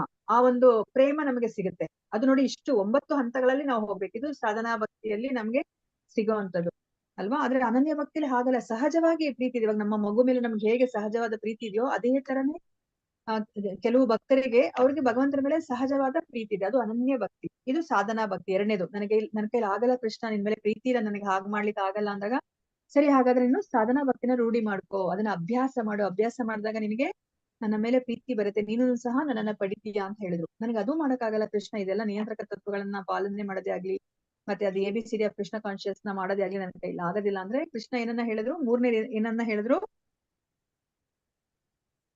ಚಾಂಟಿಂಗ್, ಜಪ. ಇಲ್ಲ ಕರ್ಮ ಮಾಡ್ಲಿಕ್ಕೆ, ಅಂದ್ರೆ ನಿಷ್ಕಾಮ ಕರ್ಮವನ್ನ ಮಾಡ್ಲಿಕ್ಕೆ ಹೇಳಿದ್ರು. ಅಂದ್ರೆ ಏನು? ನಿಮ್ಗೆ ಏನ್ ಬರುತ್ತೆ, ನಿಮ್ಮಲ್ಲಿ ಏನಿದೆ ಅದನ್ನ ನನ್ನ ಸೇವೆಗೆ ತೊಡಗಿಸಿ ಅಂತ ಹೇಳಿದ್ರು. ನನಗೋಸ್ಕರ ಅದನ್ನ ಉಪಯೋಗಿಸಿ ಅಂತ ಹೇಳಿದ್ರು. ಇವಾಗ ನನಗೆ ಹಾಡ್ ಹೇಳಕ್ ಬರುತ್ತೆ ಅಂತಂದ್ರೆ ಭಗವಂತನ ಕುರಿತಾಗಿ ಹಾಡ್ ಹೇಳ್ಬೇಕು. ನಾನು ಅದರಿಂದ ಏನೋ ಒಂದು ಪ್ರತಿಫಲಾಪೇಕ್ಷೆನ ನಾನು ಪಡ್ಕೊಡುದು. ನನಗೆ ಇವಾಗ ಏನೋ ಇವಾಗ ಬಿಲ್ಡಿಂಗ್ ಕನ್ಸ್ಟ್ರಕ್ಷನ್ ಮಾಡ್ಲಿಕ್ಕೆ ಬರುತ್ತಾ, ಬಿಲ್ಡಿಂಗ್ ಅನ್ನ ಕನ್ಸ್ಟ್ರಕ್ಷನ್ ಮಾಡ್ಲಿಕ್ಕೆ ಕೊಡ್ಬೇಕು. ಮತ್ತೆ ದಾನ ಕೊಡ್ಬೋದು. ನಾನು ಹಣವನ್ನ ದಾನ ಕೊಡ್ಬೋದು, ಅಥವಾ ಭೂಮಿಯನ್ನೇ ದಾನ ಕೊಡ್ಬೋದು, ಅಥವಾ ನನ್ನ ಸಮಯವನ್ನ ದಾನ ಕೊಡ್ಬೋದು ಅಲ್ವಾ. ಇವಾಗ ನೋಡಿ, ಕೋಹೋಸ್ಟ್ ಕೆಲಸ ಮಾಡ್ತಾರೆ, ಅಡ್ಮಿನ್ ಕೆಲಸ ಮಾಡ್ತಾರೆ, ಇವಾಗ ಪ್ರವಚನ ಮಾಡ್ತಾರೆ. ಇವರು ಯಾರನ್ನು ಸಹ ದುಡ್ಡನ್ನ ಇಸ್ಕೊತಾ ಇಲ್ಲ, ಭಗವಂತನ ಸಂತೋಷಕ್ಕೋಸ್ಕರ ಮಾಡ್ತಾ ಇರೋದು. ಈ ತರ ಆ ಒಂದು ನಮ್ಗೆ ಭಗವಂತ ಕೊಟ್ಟಿರೋದನ್ನ ನಾವು ಆ ಭಗವಂತನ ಸೇವೆಗೆ ಉಪಯೋಗಿಸೋದು, ಅದು ಆ ನಿಷ್ಕಾಮ ಕರ್ಮ. ಇದನ್ನ ಮಾಡಿದಾಗ ಏನಾಗುತ್ತೆ, ನೀನು ಕ್ರಮೇಣ ನೀನು ನನ್ನಲ್ಲಿಗೆ ಬರ್ಲಿಕ್ಕೆ ಸಾಧ್ಯ ಆಗುತ್ತೆ ಅಂತ ಹೇಳಿದ್ರು. ಈ ಮೂರನ್ನು ಸಹ ನಾವು ಕೃಷ್ಣನಿಗೋಸ್ಕರ ಮಾಡ್ತಾ ಇದೀವಿ. ಇಲ್ಲ ಕೃಷ್ಣ, ನಾನು ನಿನ್ನ ನಂಬದೇ ಇಲ್ಲ, ನೀನ್ ಇದೆಯಾ ಅಂತ ನಾನು ನಂಬದೇ ಇಲ್ಲ ಅಂತ ನಾವ್ ಹೇಳ್ದಾಗ, ಸರಿ ಆಯ್ತು, ನೀನ್ ಎಷ್ಟು ಕಷ್ಟಪಟ್ಟು ನೀನು ಏನನ್ನಾದ್ರೂ ಸಂಪಾದನೆ ಮಾಡ್ತೀಯಲ್ಲ, ಅದನ್ನ ನೀನು ಈ ಪರೋಪಕಾರ, ಲೋಕ ಕಲ್ಯಾಣ ಕಾರ್ಯಗಳಿಗೆ ಉಪಯೋಗಿಸು. ಆ ತ್ಯಾಗ ಮಾಡ್ತೀಯಲ್ಲ ನೀನು, ಕರ್ಮ ಫಲದವನ್ನ ತ್ಯಾಗ ಮಾಡಿದಾಗ ನಿನಗೆ ಶಾಂತಿನಾದ್ರೂ ನಿನಗೆ ಸಿಗುತ್ತೆ. ಮತ್ತೆ ಮುಂದೆ ಶಾಂತಿ ಸಿಗುತ್ತೆ. ಮತ್ತೆ ಅದಾದ್ಮೇಲೆ ಏನಾಗುತ್ತೆ, ಮುಂದೆ ಬಹುನಾಮ್ ನಾಮಂತೆ ಆದ್ಮೇಲೆ ಏನಾಗುತ್ತೆ, ನಿನಗೆ ನನ್ನಲ್ಲಿ ಬರ್ಲಿಕ್ಕೆ ಮನಸ್ಸಾಗತ್ತೆ ಅಂತ ಹೇಳ್ಬಿಟ್ಟು ಹೇಳಿದ್ರು ಅಲ್ವಾ. ಸೊ ಅದಕ್ಕೆ ಕೊನೆಯದಾಗಿ ನಮ್ಗೆ ಏನ್ ಕನ್ಕ್ಲೂಷನ್ ಕೊಟ್ರು, ಆಯ್ತು ಸರಿ, ನಿನಗೆ ಏನನ್ನೂ ಮಾಡ್ಲಿಕ್ಕೆ ಆಗಿಲ್ಲ ಅಂದ್ರೆ ಜ್ಞಾನವನ್ನ ಬೆಳೆಸ್ಕೋ ಅಲ್ವಾ. ಯಾರ್ ನೀನು, ನಿನಗೂ ಭಗವಂತನಿಗೆ ಸಂಬಂಧ ಏನು, ಈ ಸೃಷ್ಟಿ ಅಂತಂದ್ರೆ ಏನು ಅಂತ ಹೇಳ್ಬಿಟ್ಟು ಆ ಜ್ಞಾನವನ್ನ ಬೆಳೆಸ್ಕೊಂಡು ಅದ್ರ ಕುರಿತಾಗಿ ನೀನು ಧ್ಯಾನವನ್ನ ಮಾಡು, ಅದ್ರಲ್ಲೇ ನೀನು ಮನಸ್ಸನ್ನ ಇಡು. ಆಮೇಲೆ ಆದ್ರೆ ಈ ಜ್ಞಾನ ಮತ್ತೆ ಧ್ಯಾನಕ್ಕಿನ್ನ ಕರ್ಮ ಫಲ ತ್ಯಾಗ ಅನ್ನೋದು ಶ್ರೇಷ್ಠ. ಯಾಕಂದ್ರೆ ಅದನ್ನ ನಾವು ಮಾಡಿದಾಗ ನಮ್ಮ ಮನಸ್ಸಿಗೆ ತೃಪ್ತಿ ಬರುತ್ತೆ, ಶಾಂತಿ ಅನ್ನೋದಾದ್ರೂ ಸಿಗುತ್ತೆ ಅಂತ ಹೇಳ್ಬಿಟ್ಟು ಕೃಷ್ಣ ಈ ಒಂದು ಭಕ್ತಿಯ ಹಂತಗಳನ್ನ ಹೇಳಿದ್ರು. ಸೊ ಈಗ ಕೃಷ್ಣ ಹೇಳಿಕೆ ಹೊರಟಿದ್ದಾರೆ, ಯಾರು ನನಗೆ ಪ್ರಿಯವಾದವರು ಅಂತ ಹೇಳ್ಬಿಟ್ಟು ಅಲ್ವಾ. ಸೊ ಇವಾಗ ನಿಮ್ಗೆ ನಿಮ್ಮ ಮಕ್ಕಳಂದ್ರೆ ನಿಮ್ಗೆ ಇಷ್ಟ ಅಲ್ವಾ, ಅವ್ರು ಯಾವಾಗ ನಿಮ್ಗೆ ತುಂಬಾ ಇಷ್ಟ ಆಗ್ತಾರೆ? ಅವ್ರು ನಮ್ಗೋಸ್ಕರ ಏನಾದ್ರು ಮಾಡಕ್ ಟ್ರೈ ಮಾಡಿದಾಗ ಮಾತಾಜಿ, ಅಂದ್ರೆ ನಾವು ಕೇಳಿರಲ್ಲ, ಎಕ್ಸ್ಪೆಕ್ಟ್ ಮಾಡಿದಾಗ ಅವ್ರಿಗೆ ಖುಷಿ, ಅವ್ರಿಗೆ ಅಂದ್ರೆ ನಿಮಗೆ ಖುಷಿ ಆಗತ್ತಾ, ಅಥವಾ ನಿಮ್ಗೆ ಇಷ್ಟವಾಗಿರೋದನ್ನ ಅವ್ರು ಮಾಡಿದಾಗ ಖುಷಿ ಆಗತ್ತಾ? ಆಕ್ಚುಲಿ ನಾವು ಕೇಳ್ದೇನು ಅವ್ರು ನಮ್ಗೆ ಇಷ್ಟ ಇರೋದನ್ನ ತಿಳ್ಕೊಂಡು ನಮ್ಗೋಸ್ಕರ ಮಾಡಿದಾಗ ಖುಷಿ ಆಗುತ್ತೆ ಅಲ್ವಾ. ಸೊ ಅದನ್ನೇ ಮುಖ್ಯವಾಗಿರೋದು ಈಗ ಅಲ್ವಾ. ಇವಾಗ ಭಗವಂತನಿಗೆ ಹೇಗೆ ಇಷ್ಟ ಅಂತ ನಾವು ತಿಳ್ಕೊಂಡು ಅದನ್ನ ನಾನು ಆತರ ನಾವು ಏನ್ ನಡ್ಕೊಂಡಾಗ ಭಗವಂತನಿಗೆ ನಾವು ತುಂಬಾ ಪ್ರೀತಿ ಪಾತ್ರರಾಗ್ತೀವಿ ಅಲ್ವಾ. ಸೊ ಇವಾಗ ಕೃಷ್ಣನೇ ಹೇಳ್ತಾ ಇದಾರೆ, ಅವರು ಯಾವ ತರ ಇದ್ರೆ ನನಗೆ ಆ ಭಕ್ತ ನನಗೆ ತುಂಬಾ ಇಷ್ಟ ಆಗ್ತಾನೆ ಅಂತ ಹೇಳ್ಬಿಟ್ಟು ಆ ಭಕ್ತನ ಗುಣಗಾನವನ್ನ ಇಲ್ಲಿ ಮಾಡ್ತಾ ಇದ್ದಾರೆ. ಇಲ್ಲಿ 8 ಶ್ಲೋಕದಲ್ಲಿ ಈ ಒಂದು ಭಕ್ತನ ಆ ಒಂದು ಲಕ್ಷಣಗಳನ್ನ ಹೇಳ್ತಾ ಇದಾರೆ, ಪ್ರೀತಿ ಪಾತ್ರನ ಆಗುವಂತಹ ಲಕ್ಷಣಗಳನ್ನ ಹೇಳ್ತಾರೆ. ಇದನ್ನ ಪ್ರಿಯ ಅಷ್ಟಕ ಅಂತ ಹೇಳ್ಬಿಟ್ಟು ಕರೀತಾರೆ. ಸೊ ಇಲ್ಲಿ ಏನನ್ನ ಹೇಳ್ತಾರೆ ಅಂತ ಬಿಟ್ಟು ನೋಡೋಣಂತೆ. 13ರಿಂದ 14ನೇ ಶ್ಲೋಕವನ್ನು ಯಾರಾದ್ರೂ ಓದಿ. ಮಾತಾಜಿ ಓದಿ ಪ್ರಭುಜಿ. ಅದ್ವೇಷ್ಟ ಸರ್ವಭೂತಾನಾಂ ಮೈತ್ರ ಕರುಣ ಏವಾಚ ನಿರ್ಮಾಮ ನಿಹಂಕಾರ ಸಮ ದುಃಖ ಸುಖ ಕ್ಷಮಿ ಸಂತುಷ್ಟ ಸತತಂ ಯೋಗಿ ಯುತ ಆತ್ಮ ದೃಢ ನಿಶ್ಚಯ ಮಹಿ ದೃಢ ನಿಶ್ಚಯ ಮಹಿ ಅರ್ಪಿತ ಮನ ಬುದ್ಧಿ ಯಾ ಮದ್ಭಕ್ತ ಸಾಮೇ ಪ್ರಿಯ. ಲೀಲಾ ಪ್ರಭುಪಾದಿಂದ ಪ್ರಭುಪಾದಿಗೆ ಜಯವಾಗಲಿ. ಅನುವಾದ. ಯಾರಿಗೆ ಅಸೂಯೆ ಇಲ್ಲವೋ, ಯಾರು ಎಲ್ಲಾ ಜೀವಗಳಿಗೆ ಸ್ನೇಹಿತನೋ, ತಾನು ಒಡೆಯನೆಂಬ ಭಾವನೆ ಇಲ್ಲದೆ ನಿರಹಂಕಾರನೋ, ಸುಖ ದುಃಖಗಳಲ್ಲಿ ಸಮಚಿತ್ತನೋ, ಕ್ಷಮಾಶೀಲನೋ, ಸದಾ ತೃಪ್ತನೋ, ಸಂತುಷ್ಟನೋ, ಆತ್ಮಸಮೀಯೋ, ದೃಢಚಿತ್ತದಿಂದ ಭಕ್ತಿ ಸೇವೆಯಲ್ಲಿ ನಿರಾತನೋ, ತನ್ನ ಮನಸ್ಸನ್ನು ಬುದ್ಧಿಯನ್ನು ನನ್ನಲ್ಲಿ ನಿಲ್ಲಿಸಿರುವನೋ, ಅಂತಹ ಭಕ್ತನು ನನಗೆ ಬಹಳ ಪ್ರಿಯನಾದವನು. ಹರೇ ಕೃಷ್ಣ ಮಾತಾಜಿ. ಧನ್ಯವಾದಗಳು ಮಾತಾಜಿ. ಹರೇ ಕೃಷ್ಣ ಪ್ರಭುಜಿ, ಧನ್ಯವಾದಗಳು. ಯಾರಾದ್ರೂ ಎಕ್ಸಾಂಪಲ್ ಅನ್ನ ಕೊಡ್ಲಿಕ್ಕೆ ಆಗತ್ತಾ ನಿಮ್ಗೆ? ಇದನ್ನೆಲ್ಲ ನೋಡಿದ್ರೆ ಎಲ್ಲಾ ಭಕ್ತರಲ್ಲೂ ಎಲ್ಲಾ ಗುಣಗಳು ಇರುತ್ತೆ, ಆದ್ರೆ ಒಂದೊಂದು ಗುಣಗಳು ನಮ್ಗೆ ಹೆಚ್ಚಾಗಿ ಅದು ಪ್ರಕಟಗೊಳ್ಳುತ್ತೆ ಅಲ್ಲಿ ಅಲ್ವಾ. ಒಂದು ಸಂದರ್ಭ, ಅವರ ಜೀವನದಲ್ಲಿ ಒಂದು ಸಂದರ್ಭ ಬಂದಿರುತ್ತೆ, ಆ ಸಂದರ್ಭದಿಂದ ನಮ್ಗೆ ಓ ಈ ಭಕ್ತನಲ್ಲಿ ಈ ಒಂದು ಗುಣ ಇದೆ ಅಂತ ನಮ್ಗೆ ಗೊತ್ತಾಗುತ್ತೆ. ಎಲ್ಲಾ ಗುಣಗಳು, ಎಲ್ಲಾ ದೈವಿ ಗುಣಗಳು ಇವೆಲ್ಲ ನಾವು ದೈವಸ್ವ ಸಂಪತ್ ವಿಭಾಗದಲ್ಲಿ ನಾವು ತಿಳ್ಕೊಂತೀವಿ ಅಲ್ವಾ. 26 ದೈವಿ ಗುಣಗಳು ಅವೆಲ್ಲನೂ ಸಹ ಒಬ್ಬ ಭಕ್ತನಲ್ಲಿ ಇರುತ್ತೆ. ಅದು ಅಂದ್ರೆ ಬೇಡ ಅಂದ್ರೂ ಸಹ ಅವೆಲ್ಲನೂ ಬಂದ್ಬಿಡತ್ತೆ ಈ ದೈವಿ ಗುಣಗಳು ಅಲ್ವಾ. ಸೊ ಇವಾಗ ನಿಮ್ಗೆ ಯಾವ್ದಾದ್ರು ಎಕ್ಸಾಂಪಲ್ ಅನ್ನ ಕೊಡ್ಬೋದಾ? ನಿಮ್ಗೆ ಯಾರಾದ್ರೂ ಜ್ಞಾಪಕ ಬರ್ತಾ ಇದ್ದಾರಾ? ಇದ್ರಲ್ಲಿ ಇಷ್ಟೊಂದು ಗುಣಲಕ್ಷಣಗಳನ್ನ ಹೇಳ್ತಿದ್ದಾರೆ. ಹೇಳಿ ಪ್ರಭುಜಿ. ಪ್ರಹ್ಲಾದ್ ಮಹಾರಾಜರು. ಪ್ರಹ್ಲಾದ್ ಮಹಾರಾಜಲ್ಲಿ ನೀವ್ ಯಾವ ಒಂದು ಗುಣವನ್ನ ನೀವು ನೋಡ್ತಾ ಇದ್ದೀರಾ? ಸ್ಮರಣೆ ಮಾಡ್ತಾ ಇರ್ತಾರೆ ಮಾತಾಜಿ ಯಾವಾಗ್ಲೂ. ಯಾವಾಗ್ಲೂ ಅವರ ಮನಸ್ಸನ್ನ ಬುದ್ಧಿಯನ್ನ ಅಲ್ವಾ, ಅವ್ರಿಗೆ ನೋಡಿ ಸಾಯಿಸ್ಲಿಕ್ಕೆ ಅವ್ರ ತಂದೆನೆ, ಸ್ವತಃ ಜನ್ಮ ಕೊಟ್ಟರಂತ ತಂದೆನೆ ಅವ್ರನ್ನ ಸಾಯಿಸ್ಲಿಕ್ಕೆ ಹೋದ್ರು ಸಹ ಅವರು ಭಗವಂತನ ಭಕ್ತಿಯನ್ನ ಮಾಡೋದು ಅವ್ರು ಬಿಡದೇ ಇಲ್ಲ. ಅವರು ಅನವರತ ಸ್ಮರಣೆ ಮಾಡ್ತಿರ್ತಾರೆ ಅಲ್ವಾ. ಅವರ ಮನಸ್ಸು ಬುದ್ಧಿ ಎಲ್ಲವೂ ಸಹ ಅಲ್ಲಿ ಭಗವಂತನಲ್ಲಿ ಸ್ಥಿರಗೊಳಿಸಿರ್ತಾರೆ. ಪ್ರಭುಜಿ ಧನ್ಯವಾದಗಳು. ಮತ್ತೆ ಯಾರಾದ್ರೂ ಹೇಳ್ತೀರಾ? ಇನ್ಯಾವ್ದಾದ್ರು ಗುಣಗಳು ನಿಮ್ಗೆ ಕಾಣಿಸ್ತಾ ಇದೆಯಾ ಇಲ್ಲಿ? ಭಾಗವತಂ ತುಂಬಾ ಇರೋದೇ ಭಕ್ತರ ಬಗ್ಗೆ. ನಾವು ಯಾವುದೇ ಒಂದು ಭಾಗವತಮಲ್ಲಿ ಇರುವಂತಹ ಭಕ್ತರನ್ನ ತಗೊಂಡ್ರೆ ಅವರಲ್ಲಿ ಈ ಎಲ್ಲ ಗುಣಲಕ್ಷಣಗಳನ್ನು ನಾವು ಕಾಣಬಹುದು. ಮತ್ತಿನ್ಯಾರ್ದಾದ್ರೂ ಎಕ್ಸಾಂಪಲ್ ಅನ್ನ ಕೊಡ್ತೀರಾ? ನೀವು ಭಕ್ತಿ ಶಾಸ್ತ್ರಿಗೆ ಹೋದಾಗ ಪ್ರತಿಯೊಂದು ಗುಣಲಕ್ಷಣಗಳಿರೋದ್ರ ಬಗ್ಗೆ ನಾವು ಅಂದ್ರೆ ಡೀಟೇಲ್ ಆಗಿ ಚರ್ಚೆ ಮಾಡ್ತೀವಿ. ಸೊ ಈಗ ಜಸ್ಟ್ ಸಿಂಪಲ್ ಆಗಿ ನಾವು ಅರ್ಥ ಮಾಡ್ಕೊಂಡು ನಾವು ಮುಂದೆ ಹೋಗೋಣಂತೆ. ಇನ್ಯಾರಾದ್ರೂ ಒಂದಿಬ್ರು ಹೇಳಿದ್ರೆ ನೆಕ್ಸ್ಟ್ ಗೆ ಹೋಗೋಣಂತೆ. ಏನ್ ಮಾತಾಜಿ? ಮತ್ತೆ ಹೇಳಿ ಮಾತಾಜಿ. Examples Prabhuji, examples. ಇನ್ಯಾರಾದ್ರೂ ಭಕ್ತರು ಜ್ಞಾಪಕ ಬರ್ತಾ ಇದ್ದಾರ ನಿಮ್ಗೆ? ಇಲ್ಲಿರುವಂತ ಗುಣಗಳು ಅಂದ್ರೆ ನೋಡಿ, ಅವರು ಸ್ನೇಹಿತರು, ಎಲ್ಲ ಜೀವಿಗಳಿಗೆ ಸ್ನೇಹಿತ, ಅವ್ರಿಗೆ ಒಡೆಯ ಅನ್ನೋ ಒಂದು ಭಾವನೆ ಇಲ್ಲ, ನಿರಹಂಕಾರದಲ್ಲಿ ಇರ್ತಾರೆ, ಸುಖ ದುಃಖದಲ್ಲಿ ಸಮಚಿತ್ತದಲ್ಲಿ ಇರ್ತಾರೆ, ಕ್ಷಮೆಯನ್ನ ಕೊಡ್ತಾರೆ, ಸದಾ ಸಂತೃಪ್ತಿಯಲ್ಲಿ ಇರ್ತಾರೆ, ಸಂತುಷ್ಟನಾಗಿರ್ತಾರೆ, ಆತ್ಮ ಸಂಯಮ ಇರುತ್ತೆ, ದೃಢ ಚಿತ್ತದಿಂದ ಭಕ್ತಿ ಸೇವೆಯಲ್ಲಿ ನಿರತರಾಗಿರ್ತಾರೆ, ಮನಸ್ಸನ್ನ ಬುದ್ಧಿಯನ್ನ ಭಗವಂತನಲ್ಲಿ ನಿಲ್ಲಿಸಿರ್ತಾರೆ. ಅಂತಹ ಭಕ್ತ ನನಗೆ ಪ್ರಿಯ ಅಂತ ಹೇಳ್ಬಿಟ್ಟು ಇಲ್ಲಿ ಹೇಳ್ತಾ ಇದಾರೆ ಕೃಷ್ಣ. ಸೊ ಇಂತಹ ಗುಣಗಳನ್ನ ಆಂಜನೇಯ ಏನನ್ನ ಅವರು ಪ್ರಕಟಗೊಳಿಸಿದ್ದಾರೆ ಪ್ರಭುಜಿ? ಅವರಲ್ಲಿ ಯಾವ ಗುಣವನ್ನ ನೋಡ್ತಾ ಇದ್ದೀರಾ ಇದರಲ್ಲಿ? ಅವರಿಗೆ ದಾಸ್ಯ ಭಾವನೆ ಇದೆ. ಅಂದ್ರೆ ಭಗವಂತನ ದಾಸನಾಗಿ ಆತ್ಮ ಸಮರ್ಪಣೆ ಮಾಡ್ಕೊಂಡು ಅವನ್ ಏನೇ ಮಾಡಿದ್ರು ರಾಮನಿಗೋಸ್ಕರ, ರಾಮಚಂದ್ರನಿಗೋಸ್ಕರ ನಾನು ಮಾಡ್ತೀನಿ ಅಂತಾನ ಸದಾ ಸಿದ್ಧನಾಗಿರ್ತಾನೆ ಮಾತಾಜಿ. ನನ್ ಜನ್ಮ ಇರೋದಿನೇ ರಾಮನ್ ಸೇವೆ ಮಾಡಕ್ಕೋಸ್ಕರ, ಶ್ರೀರಾಮಚಂದ್ರನ ಪಾದ ಸೇವೆ ಮಾಡೋದು ನನ್ ಕೆಲಸ ಅಂತನ ಅವನು ಇದಾಗಿರ್ತಾನೆ ಮಾತಾಜಿ. ಇನ್ನೊಬ್ರು ಪ್ರಹ್ಲಾದ ಮಹಾರಾಜನು ಬರ್ತಾರೆ ಮಾತಾಜಿ. ಅವ್ರು ಸ್ಮರಣೆ ಮಾತ್ರದಿಂದಲೇ ನಾನು ಯಾವುದೇ ಕಷ್ಟದಲ್ಲಿರ್ಲಿ, ಏನೇ ಕಷ್ಟ ಕಾರ್ಪಣ್ಯದಲ್ಲಿರ್ಲಿ ನನ್ನ ಅರಿವಿ ಕಾಪಾಡ್ತಾನೆ ಅನ್ನೋ ಸಮರ್ಪಣೆ ಇರುತ್ತೆ. ಅವನು ಸಂಪೂರ್ಣ ಭಗವಂತನಿಗೆ ಅರ್ಪಿಸ್ಕೊಂಡಿರ್ತಾನೆ ಮಾತಾಜಿ ಅವನು. ಪ್ರಹ್ಲಾದ ಮಹಾರಾಜ. ಮತ್ತೆ ಇವರು ಧ್ರುವ ಮಹಾರಾಜ ಅವರು ಬರ್ತಾರೆ ಮಾತಾಜಿ. ಅಂದ್ರೆ ಅವನು ತನ್ನ ತಾಯಿ ಸುರುಚಿಯಿಂದ ಅವ್ರ ಚಿಕ್ಕಮ್ಮ ಹೇಳಿದ್ಮೇಲೆ ಅವನು ಹೋಗಿ ಅವ್ರ ಅಪ್ಪನ್ ತೊಡೆ ಮೇಲೆ ಕುತ್ಕೊಳಕ್ ಹೋಗಿ ಅವ್ನು ಇದಾಗ್ತಾನೆ. ಅವಾಗ ಅವರಮ್ಮ ಸುರುಚಿ ಅವ್ರ ಚಿಕ್ಕಮ್ಮ ಹೇಳ್ತಾಳೆ, ನಿನ್ ಮುಂದಿನ ಜನ್ಮದಲ್ಲಿ ನನ್ ಮಗನಾಗ್ ಹುಟ್ಟಿದ್ಮೇಲೆ ನಿನ್ ಸಿಂಹಾಸನ ಸಿಗುತ್ತೆ, ನಿನ್ ತಂದೆ ತೊಡೆ ಮೇಲೆ ಕುತ್ಕೊಳಕ್ಕೆ ಸಾಧ್ಯ ಆಗುತ್ತೆ. ಸುರುಚಿ ಸುನೀತಿ ಇಬ್ರು ಹೇಳ್ತಿರೋ ಯಾರಿಗೆ? ಉತ್ತನಪಾದನ ಮಗನೇ ಉತ್ತನಪಾದನ ಹೆಂಡತಿ ಸುರುಚಿ ಮತ್ತು ಸುನೀತಿಯ ಮಗನೇ ಧ್ರುವ, ಸುರುಚಿಯ ಮಗ ಉತ್ತಮ. ಅಂದ್ರೆ ಸುರುಚಿ ಚಿಕ್ಕ ಹೆಂಡತಿ. ಇವನು ತೊಡೆ ಮೇಲೆ ಕುತ್ಕೊಳಕ್ ಹೋದಾಗ ಇವನು ಯಾರು ಧ್ರುವ ಕುಮಾರ ಕುತ್ಕೊಳಕ್ ಹೋದಾಗ ಹೇಳ್ತಾಳೆ, ನಿನಗೆ ಕುತ್ಕೊಳೋ ಅಧಿಕಾರ ಇಲ್ಲ, ಮುಂದಿನ ಜನ್ಮದಲ್ಲಿ ನನ್ ಮಗನಾಗ ಹುಟ್ಟು ಬಂದು ನೀನು ಬೇಕಾದ್ರೆ ಅಧಿಕಾರ ಪಡ್ಕ, ಈಗ ಆ ಅಧಿಕಾರ ಸಂಪಾದನೆ ಮಾಡ್ಕೊ ಅಂತಾನ ಸಿಟ್ಟಲ್ಲಿ ಬೈದು ಹೇಳ್ತಾಳೆ. ಆ ಮಾತನ್ನ ಸೀದಾ ಅವ್ರ ಅಮ್ಮಗೆ ಹೇಳಿದಾಗ ಅವ್ರ ಅಮ್ಮನನ್ನು, ನಿಮ್ಮ ಅಮ್ಮ ಹೇಳಿರೋದು, ನಿನ್ ಚಿಕ್ಕಮ್ಮ ಹೇಳಿರೋದು ಒಳ್ಳೆ ಮಾತು ಅಂತಾಳೆ. ತಾಯಿ ಸಪೋರ್ಟ್ ಮಾಡಿ ಅವನ್ನ ಭಗವಂತನ ಹತ್ರ ಧ್ಯಾನ ಮಾಡೋಗಂತ ಕಳಿಸ್ತಾಳೆ. ಸತತವಾಗಿ ಮೊದಲನೇ ತಿಂಗಳು ಊಟ ಬಿಡ್ತಾನೆ. 9 ದಿವ್ಸಕ್ಕೋ ಏನೋ ಊಟ ಡೈಲಿ ದಿನಕ್ಕೆ ವಾರಕ್ಕೆ 9 ಊಟ ಮಾಡ್ತಾನೆ. ಆಮೇಲೆ ಗಾಳಿ ಬಿಡ್ತಾನೆ. ಫಸ್ಟ್ ಊಟ ಬಿಡ್ತಾನೆ, ಆಮೇಲೆ ನೀರ್ ಸೇವನೆ ಬಿಡ್ತಾನೆ, ಆಮೇಲೆ ಗಾಳಿ ಬಿಡ್ತಾನೆ. ಆಮೇಲೆ ಎಲ್ಲಾ ಬಿಟ್ಟು 5 ತಿಂಗಳು ತಪಸ್ಸು ಮಾಡಿದ ನಂತರ ಇದು ಧ್ಯಾನ ತಪಸ್ಸು ಮಾಡಿದ ನಂತರ ಭಗವಂತ ಅವನಿಗೆ ಒಳಗಡೆಯಿಂದ ಕಾಣಿಸ್ಕೊಂತಾನೆ ತನ್ನ ಏಕಾಗ್ರ ಚಿತ್ತತೆಯಲ್ಲಿ. ಆಮೇಲೆ ಹೊರಗಡೆಯಿಂದ ಮಾತ್ ಕೇಳಿಸುತ್ತೆ, ನಾನು ಬಂದಿದ್ದೀನಿ ಬಾ ಇಲ್ಲಿ ಅಂತನ. ಅವಾಗ ಅವನು ಸಮರ್ಪಣಾ ಭಾವದಿಂದ ಏನ್ ಮಾತಾಡ್ಬೇಕು ಅನ್ನೋದು ಗೊತ್ತಾಗಲ್ಲ ಅವನಿಗೆ. ಚಿಕ್ಕ ಹುಡುಗ 5 ವರ್ಷದ ಬಾಲಕ ಅವನ ವಿಷ್ಣು ತನ್ನ ಶಂಖದಿಂದನ ಅವನ ಕೆನ್ನೆಗೆ ಮುಖಕ್ಕೆ ಶಂಖ ಟಚ್ ಮಾಡಿದಾಗ ಅವನ ಬಾಯಲ್ಲಿ ನಾನು ಹಿಂಗೆ ಇದಾಗಿದ್ದೀನಿ ಅನ್ನೋದು, ನನಗೆ ನಮ್ಮ ಅಪ್ಪನ ಅಧಿಕಾರ ಅಂದ್ರೆ ನಮ್ಮ ಅಪ್ಪನ ಮಗನಾಗಿ ನಾನು ಮುಂದುವರಿಬೇಕು ಅಂತ ಹೇಳಿದಾಗ, ಅವಾಗ ನಿನ್ಗೆ ಅಷ್ಟೇ ಅಲ್ಲ, ನಿನಗೆ ಉತ್ತಮವಾದ ಒಂದು ಲೋಕನೆ, ಧ್ರುವ ಲೋಕನೆ ಕೊಡ್ತೀನಿ, ಸಕಲ ಭೂಮಂಡಲದಲ್ಲೇ ನಿನ್ನ ಲೋಕನೇ ಅತ್ಯುನ್ನತ ಸ್ಥಾನದಲ್ಲಿ ಇರುತ್ತೆ ಅಂತ ಹೇಳ್ತಾರೆ ಮಾತಾಜಿ. ಅಂದ್ರೆ ಧ್ರುವ ಮಹಾರಾಜನು ತನ್ನ ಸಮರ್ಪಣೆಯಿಂದನ ತಾನು ದೈಹಿಕ ಭಾವನೆಯನ್ನು ಬಿಟ್ಟು, ಊಟ ನಿದ್ದೆ ಆಹಾರ ಎಲ್ಲ ಬಿಟ್ಟು ಆತ್ಮ ಸಮರ್ಪಣೆಯಿಂದನ ಅವನ್ನ ಧ್ಯಾನ ಮಾಡ್ತಾನೆ, ತಪಸ್ ಮಾಡ್ತಾನೆ ಮಾತಾಜಿ. ಓಕೆ ಪ್ರಭುಜಿ, ಧನ್ಯವಾದಗಳು. ಚೆನ್ನಾಗಿ ಹೇಳುತ್ತೆ. ಹರೇ ಕೃಷ್ಣ.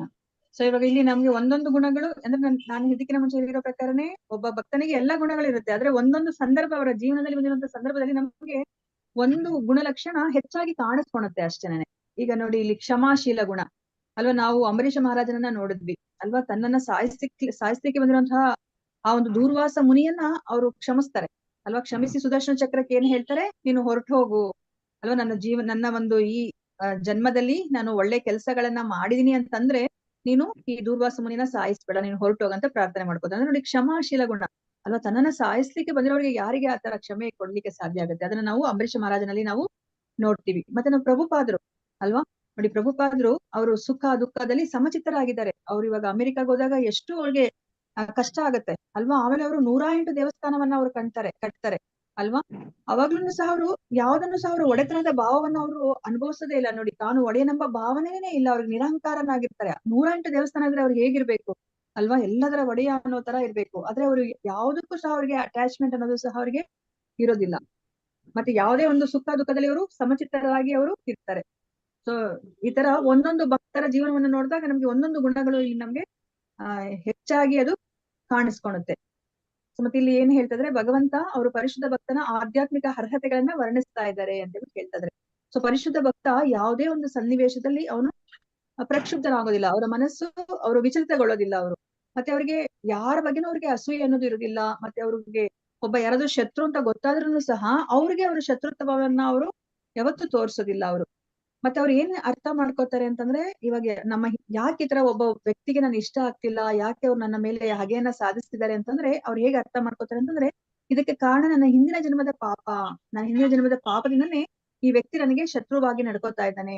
ಅದಕ್ಕೋಸ್ಕರ ಅವರು ಪ್ರತಿಭಟಿಸ್ಲಿಕ್ಕೆ ಹೋಗೋದಿಲ್ಲ. ಅವ್ರು ಯಾವ ತರ ಯೋಚನೆ ಮಾಡ್ತಾರೆ ಅಂತಂದ್ರೆ, ನನಗೆ ಇನ್ನ ಹೆಚ್ಚು ಕಷ್ಟ ಬರ್ಬೇಕಾಗಿತ್ತು ನನ್ನ ಜೀವನದಲ್ಲಿ, ನಾನ್ ಮಾಡಿರುವಂತಹ ಪಾಪಗಳಿಗೆ ಅದರ ಫಲವಾಗಿ ನಾನು ಇನ್ನ ಹೆಚ್ಚು ಕಷ್ಟಗಳನ್ನ ಅನುಭವಿಸ್ಬೇಕಾಗಿತ್ತು. ಆದ್ರೆ ಭಗವಂತನ ಕೃಪಾ ಕಟಾಕ್ಷದಿಂದ ನಾನು ಇವಾಗ ಅದನ್ನ ಕಡಿಮೆ ಅನುಭವಿಸ್ತಾ ಇದ್ದೀನಿ ಅಂತ ಹೇಳ್ಬಿಟ್ಟು ಅವ್ರು ಯೋಚನೆ ಮಾಡ್ತಾರೆ.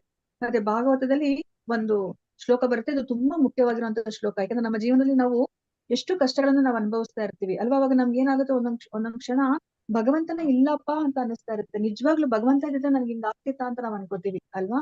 ಸೊ ಅದಕ್ಕೆ ಇಲ್ಲಿ ಒಂದು ಶ್ಲೋಕವನ್ನ ಹೇಳ್ತಾ ಇದ್ರೆ, ಇದನ್ನೆಲ್ಲರೂ ನಾವು ಕಲ್ತ್ಕೋಬೇಕಾಗಿರುವಂತ ಶ್ಲೋಕ. ತತ್ತೇನು ಕಂಪಾಂ ಸುಸಮೀಕ್ಷಮಾಣೋ ಭುಂಜಾನ ಏವಾತ್ಮ ಕೃತಂ ವಿಪಾಕಂ ಅಂತ ಹೇಳ್ಬಿಟ್ಟು ಇದರಲ್ಲಿ ಒಂದು ಶ್ಲೋಕ ಬರುತ್ತೆ. ಇದರಲ್ಲಿ ಏನ್ ಹೇಳ್ತಾ ಇದಾರೆ ಭಗವಂತ ಅಂತಂದ್ರೆ, ಇವಾಗ ಯಾರಿಗಾದ್ರೂ ತುಂಬಾ ಕಷ್ಟಗಳು ಬಂದಾಗ ಅದನ್ನೆಲ್ಲ ಸಹಿಸ್ಕೋಬೇಕು. ಅವರು ಸಹಿಸ್ಕೊಂಡು ನನ್ನ ಭಕ್ತಿಯನ್ನ ಮಾಡಿದ್ರೆ ಅವ್ರಿಗೆ ಏನಾಗುತ್ತೆ ಅಂತಂದ್ರೆ, ದಯಾಭಾಕ್ ಅಂತಂದ್ರೆ, ಇವಾಗ ನಮ್ಮ ಒಬ್ಬ ತಂದೆಗೆ ಮಗ ಇದ್ರೆ ಆ ಒಂದು ತಂದೆಯ ಆಸ್ತಿಗೆಲ್ಲ ಆ ಮಗ ಹೇಗೆ ಅವನು ಹಕ್ಕುದಾರನಾಗ್ಬಿಡ್ತಾನೋ, ಅದೇ ತರನೇ ನಾವು ಸಹ ಭಗವಂತನ ಲೋಕಕ್ಕೆ ಹೋಗೋ ಒಂದು ಹಕ್ಕುದಾರರಾಗ್ಬಿಡ್ತೀವಂತೆ. ಹೋಗೇ ಹೋಗ್ಬೇಕು ತರ ನಿಸ್ಸಂಶಯವಾಗಿ ನಾವು ಹೋಗ್ಬೇಕು. ಯಾಕಂದ್ರೆ ಭಗವಂತ ಕೊಟ್ಟಿರೋ ಕಷ್ಟಗಳನ್ನೆಲ್ಲ ಅಂದ್ರೆ ನಮ್ಮ ಪಾಪಕ್ಕೆ ಅನುಗುಣವಾಗಿ ಕೊಟ್ಟಿದ್ದಾರೆ. ಅವರು ನಮ್ಗೆ ಅವರೇ ಬೇಕಂತ ಕೊಟ್ಟಿಲ್ಲ. ನಾವು ಪಾಪ ಮಾಡಿದೀವಿ, ಅದಕ್ಕೆ ಅನುಭವಿಸ್ತಾ ಇದೀವಿ. ಅದನ್ನ ಹೇಗ್ ಅನುಭವಿಸ್ತಾ ಇದೀವಿ ನಾವು? ಸೊ ಅದನ್ನ ಸಹಿಸ್ಕೊತಾ ಇದೀವಿ. ನಾವು ಆ ಕಷ್ಟಗಳನ್ನ ಸಹಿಸ್ಕೊಂಡು ನಾವು ಭಗವಂತನನ್ನ ದೂಷಣೆ ಮಾಡ್ತಾ ಇಲ್ಲ, ಭಗವಂತನನ್ನು ಸಹ ನಾವು ಪೂಜೆ ಮಾಡ್ತಾ ಇದೀವಿ. ಈ ತರ ನಾವು ಜೀವನವನ್ನ ಮಾಡಿದಾಗ ಏನಾಗುತ್ತೆ, ಭಗವಂತನ ಲೋಕಕ್ಕೆ ಹೋಗೋ ಒಂದು ಅರ್ಹತೆನ ನಾವು ಪಡ್ಕೋತೀವಿ. ಸೊ ಅದನ್ನ ನಮ್ಗೆ ಇಲ್ಲಿ ಹೇಳ್ತಿದ್ರೆ ತುಂಬಾ ಮುಖ್ಯವಾಗಿರೋದು. ನಾವ್ ಇದನ್ನ ಅರ್ಥ ಮಾಡ್ಕೋಬೇಕಾಗಿರೋದು. ಯಾಕಂದ್ರೆ ನಾವಿವಾಗ ಈ ಭಕ್ತಿ ಮಾರ್ಗಕ್ಕೆ ಬಂದಿದ ತಕ್ಷಣನೇ ನಮ್ಮ ಒಂದು ದಾರಿ ಹೂವಿನ ದಾರಿ ಆಗ್ಬಿಡುತ್ತೆ, ಹೂವು ಹಾಸಿರುವಂತಹ ದಾರಿ ಆಗುತ್ತೆ ಅಂತ ನಾವ್ ಅನ್ಕೊಳೋ ಹಾಗಿಲ್ಲ. ಯಾಕಂದ್ರೆ ನಾವ್ ಮಾಡಿರುವಂತ ಕರ್ಮಗಳಿಗೆ ಅದರ ಒಂದು ಪ್ರಕ್ರಿಯೆನ ನಾವು ಅನುಭವಿಸ್ಲೇಬೇಕಾಗುತ್ತೆ. ಅವಾಗ ನಮ್ಗೆ ಅನಿಸ್ಬಿಡ್ತಿದ್ದೀನಿ, ಇದು ನಾನು ಹರೇ ಕೃಷ್ಣ ಮಂತ್ರ ಹೇಳ್ಕೊತಾ ಇದೀನಿ, ಭಕ್ತಿ ಮಾರ್ಗಕ್ಕೆ ಬಂದಿದ್ದೀನಿ, ನನಗೂನು ಈ ತರ ಕಷ್ಟನಾ ಅಂತ ಅನ್ಸುತ್ತೆ. ಹೌದು, ನಾವಿವಾಗ ನೋಡಿದ್ರೆ, ಈಗ ಭಕ್ತರ ಜೀವನದಲ್ಲಿ ನೋಡಿದ್ರೆ ಪಾಂಡವರೇ ಆಗ್ಲಿ, ಪ್ರಹ್ಲಾದನೇ ಆಗ್ಲಿ ಅಲ್ವಾ, ಅವರೆಲ್ಲರನ್ನೂ ಸಹ ಎಷ್ಟು ಕಷ್ಟಗಳನ್ನ ಅನುಭವಿಸಿದ್ದಾರೆ ಅಲ್ವಾ. ಆದ್ರೆ ಅವ್ರು ಯಾವತ್ತೂ ಸಹ ಅದನ್ನ ಕಷ್ಟ ಅನ್ಕೊಂಡಿಲ್ಲ, ಯಾಕಂದ್ರೆ ಯಾವಾಗ್ಲೂ ಅವ್ರ ಜೊತೆ ಭಗವಂತ ಇರ್ತಾನೆ ಅಲ್ವಾ. ಅದನ್ನೆಲ್ಲವನ್ನು ಸಹ ಅವರು ಸಹಿಸ್ಕೊಂಡಿದ್ದಾರೆ, ಸಹಿಸ್ಕೊಂಡು ಅವರು ಆ ಭಕ್ತಿಯ ರಸವನ್ನ ಅವರು ಅನುಭವಿಸ್ತಾ ಇದ್ದಾರೆ ಅಲ್ವಾ. ಸೊ ಅದನ್ನ ನಾವಿಲ್ಲಿ ಅರ್ಥ ಮಾಡ್ಕೋಬೇಕಾಗಿರೋದು. ನೋಡಿ, ಎಷ್ಟೇ ಸಂಕಟ ಸನ್ನಿವೇಶ ಇದ್ರೂ ಸಹ ಅವನು ಶಾಂತವಾಗಿ, ನಿಶ್ಚಿಂತವಾಗಿ, ತಾಳ್ಮೆಯಿಂದ ಇರ್ತಾನೆ ಅಲ್ವಾ. ಯಾಕೆ ಅಂತಂದ್ರೆ ಅವನು ಭಗವಂತನ ರಕ್ಷಣೆಯಲ್ಲಿ ಅವನು ಇದ್ದಾನೆ. ಮತ್ತೆ ಶತ್ರುವಿಗೂ ಸಹ ಅವನು ದಯೆಯಿಂದ ನೆಡ್ಕೋತಾನೆ. ನಾವು ಅಂಬರೀಷ್ ಮಹಾರಾಜನ ನೋಡಿದ್ವಿ ಅಲ್ವಾ. ನೋಡಿ, ಸಾಯಿಸ್ಬೋದಾಗಿತ್ತು ಅಲ್ವಾ, ಆರಾಮ್ಸೆ ಸುದರ್ಶನ ಚಕ್ರಕ್ಕೆ ಆಯ್ತು ನೀನು ಸಾಯಿಸು, ಯಾಕಂದ್ರೆ ನನ್ನನ್ನೇ ಸಾಯಿಸಕ್ಕೆ ಬಂದಿದ್ದಾನೆ. ಅವರ ಜಟೆಯಿಂದ ಆ ಒಂದು ಕೂಲಿನಿಂದ ಬ್ರಹ್ಮ ರಾಕ್ಷಸನ ಸೃಷ್ಟಿ ಮಾಡಿ ನಾನು ಏನು ತಪ್ಪು ಮಾಡಿಲ್ಲ, ಆದ್ರೆ ನನ್ನನ್ನ ಸಾಯಿಸ್ಲಿಕ್ಕೆ ಬಂದಿದ್ದಾನೆ, ನೀನ್ ಅವನ ಸಾಯಿಸ್ಬಿಡು ಅಂತ ಹೇಳ್ಬೋದಾಗಿತ್ತು. ಆದ್ರೆ ಅವರು ದಯೆಯನ್ನ ತೋರಿಸ್ಕೋತಾರೆ ಅಲ್ವಾ. ಅವ್ರಿಗೆ ತುಂಬಾ ಮುಖ್ಯವಾಗಿ ಆ ನಿರ್ಮಮ ಅನ್ನೋ ಒಂದು ಗುಣಲಕ್ಷಣ ಇರುತ್ತೆ ಅಲ್ವಾ. ನಮ್ಗೆ ಅಹಂಕಾರ ಮಮಕಾರ ಯಾಕೆ ಅಂತಂದ್ರೆ, ನಮ್ಗೆ ಈ ನಾವು ನಮ್ಮನ್ನ ದೇಹದಿಂದ ಗುರುತಿಸ್ಕೋತೀವಿ. ಈ ದೇಹದಿಂದ ಏನೇ ಒಂದು ಸಂಬಂಧ ಇದ್ರೂ ಸಹ ಅದಕ್ಕೆ ನಮ್ಗೆ ಮಮಕಾರ ಇರುತ್ತೆ ಅಲ್ವಾ. ಸೊ ನನ್ನ ತಂದೆ ತಾಯಿ ಮಕ್ಕಳು ಬಂಧು ಬಾಂಧವರು ಅಂತ ಅಹಂಕಾರ, ನನ್ನ ಬಗ್ಗೆ ನನಗೆ ಅಹಂಕಾರ ಇದೆ, ಮತ್ತೆ ಮಮಕಾರ ಇದೆ, ನನ್ನ ದೇಹದ ಜೊತೆ ಸಂಬಂಧದಲ್ಲಿರೋರ್ಗೆಲ್ಲ ಬಗ್ಗೆ ಮಮಕಾರ ಇದೆ. ಇದಿದ್ದಾಗ ಏನಾಗುತ್ತೆ, ನನಗೆ ಏನೇ ಒಂದು ತೊಂದರೆ ಆದಾಗ್ಲೂ ಸಹ ನನಗೆ ತುಂಬಾ ನಾನು ನೊಂದ್ಕೋತೀನಿ. ಆದ್ರೆ ಇಲ್ಲಿ ಈ ಭಕ್ತರೆಲ್ಲರಿಗೂ ಸಹ ಅವರು ಆತ್ಮ ಸಾಕ್ಷಾತ್ಕಾರವನ್ನ ಪಡೆದಿದ್ದಾರೆ ಅಲ್ವಾ. ನಾನು ಈ ದೇಹ ಅಲ್ಲ, ದೇಹದಲ್ಲಿ ವಾಸ ಮಾಡ್ತಿರುವಂತ ಆತ್ಮ, ನನ್ನ ಸಂಬಂಧ ಭಗವಂತನ ಜೊತೆ ಇದೇನಿದೆ, ಈ ದೇಹದ ಸಂಬಂಧಗಳೆಲ್ಲನೂ ಸಹ ಕ್ಷಣಿಕ, ಈ ಜನ್ಮಕ್ಕೆ ಮಾತ್ರ ಅಂತ ಹೇಳ್ಬಿಟ್ಟು ಅವರಿಗೆ ಸ್ಪಷ್ಟವಾಗಿ ಗೊತ್ತಿರುತ್ತೆ. ಅದಕ್ಕೇನೆ ಅವರು ಏನೇ ಒಂದು ತೊಂದರೆಗೊಳಗಾದ್ರೂ ಅವರು ವಿಚಲಿತಗೊಳ್ಳೋದಿಲ್ಲ. ಅವರು ಅದನ್ನ ಇಲ್ಲಿ ಹೇಳ್ಕೊತಾ ಇದ್ದಾರೆ. ತಾನು ದೇಹ ಅಲ್ಲ ಅಂತ ಅವ್ರಿಗೆ ಸಂಪೂರ್ಣವಾಗಿ ತಿಳಿದಿದೆ. ಅದಕ್ಕೋಸ್ಕರ ಅವರು ತಮ್ಮ ದೇಹದಿಂದ ಗುರುತಿಸ್ಕೊಳ್ಳೋದಿಲ್ಲ. ಆದ್ರಿಂದ ಅವರಿಗೆ ಅಹಂಕಾರ ಕಲ್ಪನೆಯಿಂದ ಅವರು ಮುಕ್ತರಾಗಿರ್ತಾರೆ. ಸುಖ ದುಃಖಗಳಲ್ಲಿ ಸಮಚಿತ್ತರಾಗಿರ್ತಾರೆ. ನಾನು ಇದಕ್ಕಿಂತ ಮುಂಚೆ ಹೇಳಿರೋ ಹಾಗೆ, ಸುಖ ದುಃಖದಲ್ಲಿ ನಮ್ಗೆ ಯಾಕೆ ಸಮಚಿತ್ತರಾಗಿರ್ಬೇಕು ಅಂದ್ರೆ, ನಾವು ಭಕ್ತಿನ ಮಾಡ್ಬೇಕು. ಪ್ರತಿ ಕ್ಷಣವೂ ಕೃಷ್ಣನ ನಾಮಸ್ಮರಣೆ ಮಾಡ್ಬೇಕು. ಒಂದು ಕ್ಷಣನೂ ಕೃಷ್ಣನ ಮರ್ತಿರ್ಬಾರ್ದು. ಅಂದ್ರೆ ನಾವು ಸಮಚಿತ್ತದಲ್ಲಿ ಇದ್ರೆ ಮಾತ್ರನೇ ಸಾಧ್ಯ ಆಗುತ್ತೆ. ನನಗೆ ತುಂಬಾ ದುಃಖ ಇದ್ದಾಗ ನನಗೆ ಆಗೋದಿಲ್ಲ ಮಾಡ್ಲಿಕ್ಕೆ. ನಾನು ಇವಾಗ ಯಾರತ್ರ ಜಗಳ ಆಡಿದ್ರೆ ನಾನು ಹರೇ ಕೃಷ್ಣ ಮಾತ್ರ ಹೇಳ್ಕೊಳ್ಬೇಕು ಹೋದ್ರೆ ಅದೇ ಎಲ್ಲ ಬರ್ತಾ ಇರುತ್ತೆ ನನ್ನ ಮನಸ್ಸಲ್ಲಿ. ನನ್ನ ಮನಸ್ಸನ್ನ ಆ ಒಂದು ನಾಮದಲ್ಲಿ ನಾನು ತೊಡಗಿಸ್ಲಿಕ್ಕೆ ಆಗೋದಿಲ್ಲ ಅಲ್ವಾ. ನಂಗೆ ತುಂಬಾ ಸುಖ ಇದ್ದಾಗ್ಲೂ ಅಷ್ಟೇ, ನನ್ನ ಮನಸ್ಸು ಹಾರಾಡ್ತಾ ಇರುತ್ತೆ ಅಲ್ವಾ, ಅದ್ರ ಬಗ್ಗೆನೇ ಯೋಚನೆ ಮಾಡ್ತಾ ಇರುತ್ತೆ. ಅತಿ ಸುಖ ಇದ್ದಾಗ್ಲೂ ಮತ್ತೆ ದುಃಖ ಇದ್ದಾಗ ಎರಡಿದ್ದಾಗ್ಲೂ ನಮ್ಗೆ ಭಗವಂತನ ಭಕ್ತಿಯನ್ನ ಮಾಡ್ಲಿಕ್ಕೆ ಆಗೋದಿಲ್ಲ. ಅದಕ್ಕೋಸ್ಕರನೇ ಸಮಚಿತ್ತವನ್ನ ನಾವು ಯಾವಾಗ್ಲೂ ನಾವು ಕಾಪಾಡ್ಕೊಂಡಿರ್ಬೇಕು. ಮತ್ತೆ ಎಲ್ಲವನ್ನ ನಾವು ಸಹಿಸ್ಕೊಳೋದನ್ನ ಕಲ್ತ್ಕೋಬೇಕಾಗತ್ತೆ. ನಾವ್ ಎಲ್ಲವನ್ನ, ಅದಕ್ಕೆ ನಮ್ಗೆ ಏನ್ ಹೇಳ್ತಾರೆ, ನಮ್ಗೆ 2ನೇ ಅಧ್ಯಾಯದಲ್ಲಿ ಹೇಳ್ತಾರೆ ಅಲ್ವಾ. ಹೌದು ಕೃಷ್ಣ, ನೀನ್ ಹೇಳ್ತಿರೋದೆಲ್ಲ ಸರಿ, ನಾನಿವಾಗ ನಮ್ಮ ಪ್ರೀತಿ ಪಾತ್ರವನ್ನ ಕಳ್ಕೊಂಡಾಗ ನಂಗೆ ತುಂಬಾ ದುಃಖ ಆಗುತ್ತೆ ಅಲ್ವಾ. ಅದಕ್ಕೆ ಕೃಷ್ಣ ಏನ್ ಹೇಳ್ತಾರೆ, ಅಶೋಚ್ಯಾನನ್ವ ಶೋಚಸ್ತ್ವಂ ಏನು ಏನ್ ಹೇಳ್ತಾರೆ ಅವರು, ನಂಗೆ ಶ್ಲೋಕ ಬರ್ತಾ ಇಲ್ಲ ಜ್ಞಾಪಕಕ್ಕೆ. ಅಲ್ಲಿ ಏನ್ ಹೇಳ್ತಾರೆ, ಹೌದು ನಾವ್ ಹೇಗೆ ಇವಾಗ ಏನು ಚಳಿಗಾಲ ಆದ್ಮೇಲೆ ಮಳೆಗಾಲ ಬರುತ್ತೆ, ಅದಾದ್ಮೇಲೆ ಬೇಸಿಗೆ ಕಾಲ ಬರುತ್ತೆ, ಅದು ಯಾವ್ದು ಶಾಶ್ವತವಾಗಿರೋದಿಲ್ಲ. ಅದೇ ತರನೇ ಈ ಸುಖನೇ ಆಗ್ಲಿ ದುಃಖನೇ ಆಗ್ಲಿ ಶಾಶ್ವತವಾಗಿರೋದಿಲ್ಲ. ನೀನು ಅದನ್ನ ಸಹಿಸ್ಕೊಳ್ಳೋದನ್ನ ಕಲ್ತ್ಕೋಬೇಕು. ಸಹಿಸ್ಕೊಳ್ಳೋದನ್ನ ಕಲ್ತ್ಕೊಂಡಾಗ ನೀನು ನನ್ನ ಬಳಿಗೆ ಬರೋ ಒಂದು ಅರ್ಹತೆ ನೀನು ಪಡಿತೀಯಾ ಅಂತ ಹೇಳ್ತಾರೆ ಅಲ್ವಾ. ಅದಕ್ಕೆ ಆ ಸಹಿಷ್ಣು ಅನ್ನೋದು ತುಂಬಾ ಮುಖ್ಯ ಆಗಿರೋದು. ಮತ್ತೆ ಪ್ರಭುವಿನ ಕೃಪೆಯಿಂದ ಲಭ್ಯವಾದುದ್ರಲ್ಲಿ ತೃಪ್ತಿ ಪಡ್ಕೊಂಡಿರ್ಬೇಕು ಅಲ್ವಾ.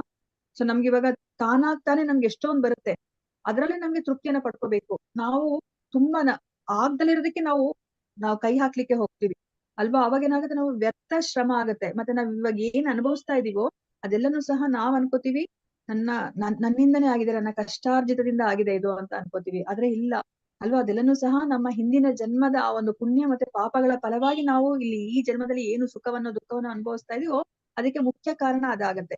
ಸೊ ಹಂಗಂತ ನಾವು ಕೆಲಸ ಮಾಡ್ದಲೇ ಯಾವತ್ತೂ ಇರ್ಕೂಡ್ದು ಅಲ್ವಾ. ಅದು ತುಂಬಾ ಮುಖ್ಯವಾಗಿ ನಮ್ಗೆ ಭಗವದ್ಗೀತೆಯಲ್ಲಿ ಕೃಷ್ಣ ಹೇಳ್ತಾರೆ ಅಲ್ವಾ. ಸರಿ ಬಿಡು ಕೃಷ್ಣ, ಹಂಗಾದ್ರೆ ಹಿಂದಿನ ಜನ್ಮದ ಎಲ್ಲ ಅಂದ್ರೆ ನಾನು ಆರಾಮಾಗಿರ್ತೀನಿ, ಇಲ್ಲ ಅಲ್ವಾ. ಕೃಷ್ಣ ಯಾವಾಗ್ಲೂ ಹೇಳ್ತಾರೆ, ನಿನ್ನ ಕರ್ಮವನ್ನ ನೀನು ಮಾಡ್ಲೇಬೇಕು. ಅರ್ಜುನನಿಗೂ ಸಹ ಅದನ್ನೇ ಹೇಳಿದ್ರು, ನಿನ್ನ ಕ್ಷತ್ರಿಯ ಧರ್ಮವನ್ನ ಇನ್ನು ಪಾಲನೆ ಮಾಡ್ಲೇಬೇಕು ಅಂತ. ಆದ್ರೆ ನಾವು ತೃಪ್ತಿ ಇರ್ಬೇಕು ಅಲ್ವಾ. ನಮ್ಗೆ ಇವಾಗ ಒಂದೊಂದು ವಿಷಯದಲ್ಲಿ ನಾವು ಅದನ್ನ ಬದಲಾವಣೆ ಮಾಡ್ಲಿಕ್ಕೆ ಆಗೋದಿಲ್ಲ ಅಲ್ವಾ. ಇವಾಗ ನಾನು ಇವಾಗ ಒಂದು ರೂಪನೇ ಆಗ್ಲಿ, ಅಥವಾ ನನಗೆ ಸಿಗೋ ಒಂದು ಅನ್ನನೇ ಆಗ್ಲಿ, ಮತ್ತೆ ನಮ್ಗೆ ಸಿಕ್ಕಿರುವಂತಹ ಪತಿ ಅಥವಾ ಪತ್ನಿನೇ ಆಗ್ಲಿ, ಅದನ್ನ ನಾವು ಬದಲಾಯಿಸ್ಲಿಕ್ಕೆ ಆಗೋದಿಲ್ಲ ಅಲ್ವಾ. ಅದ್ರಲ್ಲೆಲ್ಲ ನಮ್ಗೆ ತೃಪ್ತಿ ಅನ್ನೋದು ಇರ್ಬೇಕಾಗುತ್ತೆ. ಅದಕ್ಕೋಸ್ಕರ ವಿನಾಕಾರಣ ನಾವು ಶ್ರಮವನ್ನ ನಾವು ಪಡ್ಕೂಡ್ದು.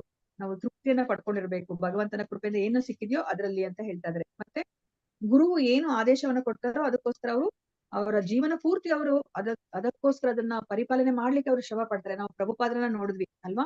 ಅವರ ಗುರುಗಳು ಏನು ಆದೇಶ ಕೊಟ್ರು, ನೀನು ವಿದ್ಯಾವಂತನಾಗಿದ್ಯಾ, ನೀನ್ ಯಾಕೆ ಈ ಒಂದು ಭಗವದ್ಗೀತೆ ಜ್ಞಾನವನ್ನ, ಕೃಷ್ಣ ಪ್ರಜ್ಞೆನ ನೀನು ಪಾಶ್ಚಿಮಾತ್ಯ ದೇಶಕ್ಕೆ ಹೋಗಿ ಯಾಕೆ ಇದನ್ನ ಪ್ರಚಾರ ಮಾಡಬಾರ್ದು ಅಂತ ಹೇಳಿದ್ರು. ಅದೊಂದೇ ಮಾತು ನೋಡಿ, ಅದನ್ನ ಅವರು ತಮ್ಮ ಜೀವನದ ಹೋಲ್ ಅಂಡ್ ಸೋಲ್ ಅಲ್ವಾ, ಅದು ತಮ್ಮ ಜೀವನದ ಗುರಿಯಾಗಿ ಇಟ್ಕೊಂಡ್ರು ಪ್ರಭುಪಾದ್ರು. ಅವ್ರಿಗೆ 70 ವರ್ಷ ಆದ್ರೂ ಸಹ ಅವರು ಅದನ್ನ ಬಿಡ್ಲಿಲ್ಲ. ಅದನ್ನ ಸಾಧಿಸ್ಲಿಕ್ಕೆ ಅವರು ಏಕಾಂಗಿಯಾಗಿ ಅಮೆರಿಕಾಗೆ ಅವರು ಹೋಗ್ತಾರೆ.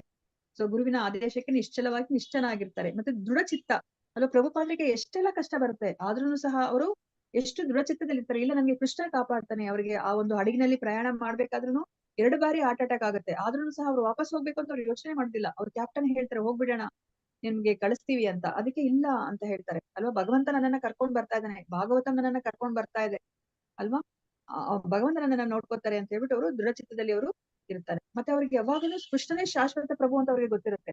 ಇವಾಗ ನಮ್ಗೆ ಯಾರಾದ್ರೂ ಇವಾಗ ಬಂದ್ಬಿಟ್ಟು ಇಲ್ಲ ನೀವ್ ಯಾಕೆ ಕೃಷ್ಣನ್ ಬಗ್ಗೆ ತಿಳ್ಕೊತಾ ಇದ್ರ, ಬನ್ನಿ ಇಲ್ಲಿ ಬೇರೆ ಒಂದು ದೇವಿಯ ಅಥವಾ ದೇವತೆಯ ಆರಾಧನೆ ಮಾಡಿದ್ರೆ ನೀವ್ ಅನ್ಕೊಂಡಿರೋದೆಲ್ಲ ಇಷ್ಟಾರ್ಥ ಬೇಗ ಸಿದ್ಧಿ ಆಗುತ್ತೆ ಅಂದ ತಕ್ಷಣ ನಮ್ಗೆ ಮನಸ್ಸು ಒಂದ್ಸತಿ ಚಂಚಲ ಆಗ್ಬಿಡುತ್ತೆ.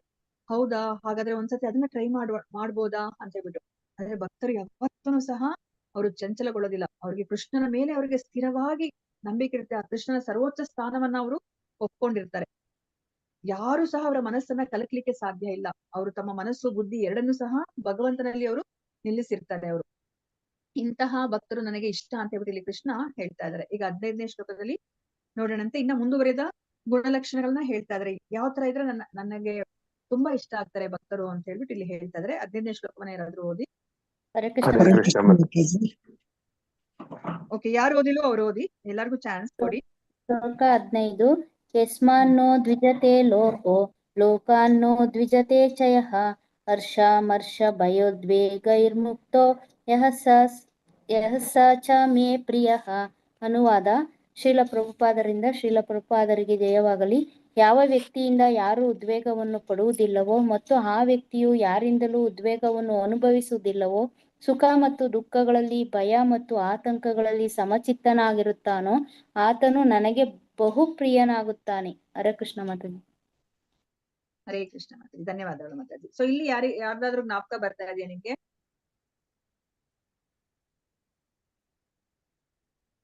ಹರೇ ಕೃಷ್ಣ. ಯಾರಾದ್ರೂ ಧರ್ಮರಾಜ ಬರ್ತಾನೆ ಮಾತಾಜಿ. ಹಾ ಪ್ರಭುಜಿ. ಅವರು ಸುಖ ಇರ್ಲಿ ದುಃಖ ಇರ್ಲಿ, ಯಾರಾದ್ರೂ ಅವಮಾನ ಮಾಡ್ಲಿ ಏನೇ ಮಾಡಿದ್ರು ಅವರು ಇದಾಗ್ತಿರಲ್ಲ, ಮನಸ್ಸು ಏಕಚಿತ್ತತೆಯಿಂದ ಇರ್ತಿತ್ತು ಮಾತಾಜಿ. ಅವಮಾನ ಮಾಡ್ಲಿ, ಯಾರಾದ್ರೂ ಪ್ರಶಂಸೆ ಮಾಡ್ಲಿ, ಅವ್ರು ಅದೇ ತರ ಇರ್ತಿದ್ರು ಇವರು ಧರ್ಮರಾಜರು. ಅದೇ.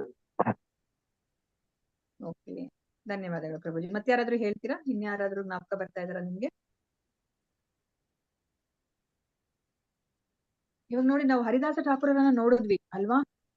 ರಾತ್ರಿ ಒಬ್ಬ ಸುಂದರ ಸ್ತ್ರೀ ಅವರ ಕುಟೀರಕ್ಕೆ ಬಂದ್ಬಿಡ್ತಾಳೆ ಅಲ್ವಾ. ಅವಾಗ ಬೇರೆಯವ್ರಿಗಾಗಿದ್ರೆ ಎಷ್ಟು ಆತಂಕ ಆಗ್ಬಿಡ್ತಾ ಇತ್ತು. ಇದೇನಪ್ಪ ಈ ಹೆಣ್ಮಗಳು ಬಂದ್ರೆ ನನ್ಗೆ ಹೆಸರಿಗೆ ಎಷ್ಟು ಕಳಂಕ ಬರುತ್ತಲ್ವಾ ಅಂತ ಹೇಳ್ಬಿಟ್ಟು ಆತಂಕ ಪಟ್ಬಿಡ್ತಾ ಇದ್ರು ಅಲ್ವಾ. ನೋಡಿದ್ರೆ ಅವ್ರು ಆತಂಕ ಪಡ್ಲೇ ಇಲ್ಲ ಅಲ್ವಾ. ಅವರು ಆ ಚಾಂಟಿಂಗ್ ಅನ್ನ ಮುಂದುವರಿಸ್ಕೊಂಡು ಹೋಗ್ತಾರೆ. ಅವ್ರು ಏನು ಆ ಒಂದು 92 ರೌಂಡ್ಸ್ ಮಾಡ್ಬೇಕಂತ ಅನ್ಕೊಂಡಿದಾರೋ ಅದನ್ನ ಅವರು ಕಂಪ್ಲೀಟ್ ಮಾಡ್ತಾರೆ ಅಲ್ವಾ. ಮತ್ತೆ ಅವರಿಂದ ಯಾರಿಗೂ ಬೇರೆಯವ್ರಿಗೆ ಆತಂಕ ಇಲ್ಲ ನೋಡಿ. ಆ ಹೆಣ್ಣು ಮಗಳಿಗೂ ಸಹ ಏನಾಗತ್ತೆ, ಅವರ ಸಂಪರ್ಕದಲ್ಲಿ 3 ರಾತ್ರಿಗಳ ಕಾಲ ಹರಿನಾಮವನ್ನ ಕೇಳಿದಕ್ಕೆ ಅವಳು ಸಹ ಭಕ್ತಳಾಗಿ ಪರಿವರ್ತಲಾಗ್ಬಿಡ್ತಾಳೆ ಅಲ್ವಾ. ಸೊ ಅದಕ್ಕೆ ಭಕ್ತರ ಜೊತೆ ಇದ್ರೆ ಯಾರಿಗೂ ಸಹ ಆತಂಕ ಇಲ್ಲ ಅಲ್ವಾ. ಮತ್ತೆ ಭಕ್ತರು ಸಹ ಆತಂಕ ಪಡೋದಿಲ್ಲ, ಯಾರ ಜೊತೆ ಇದ್ರೂ ಅವ್ರು ಆತಂಕ ಪಡೋದಿಲ್ಲ. ಯಾಕಂದ್ರೆ ಅವ್ರಿಗೆ ನಾನು ಕೃಷ್ಣನ ಆ ಶ್ರೀರಕ್ಷೆಯಲ್ಲಿ ನಾನು ಇದೀನಿ ಅಂತ ಹೇಳ್ಬಿಟ್ಟು ಅವ್ರಿಗೆ ಗೊತ್ತಿರುತ್ತೆ ಅಲ್ಲ. ಮತ್ತೆ ಸುಖ ದುಃಖದಲ್ಲಿ, ಭಯ ಆತಂಕದಲ್ಲಿ ಅವರು ಸಮಚಿತ್ತತೆಯನ್ನ ಅವರು ಹೊಂದಿರ್ತಾರೆ. ಇದಕ್ಕಿಂತ ಮುಂಚೆ ನಾವು ತಿಳ್ಕೊಂಡ್ವಿ ಅಲ್ವಾ. ನಮಗೆ ಕೃಷ್ಣ ನಮಗೆ ಪ್ರಭುಪಾದರು ಹೇಳ್ತಾರೆ, ಯಾಕೆ ಕೃಷ್ಣ ಮತ್ತೆ ಮತ್ತೆ ಹೇಳ್ತಿದ್ದಾರೆ ಅಂತಂದ್ರೆ ಈ ಎಲ್ಲ ಗುಣಗಳು ತುಂಬಾ ಮುಖ್ಯ ಅಂತ.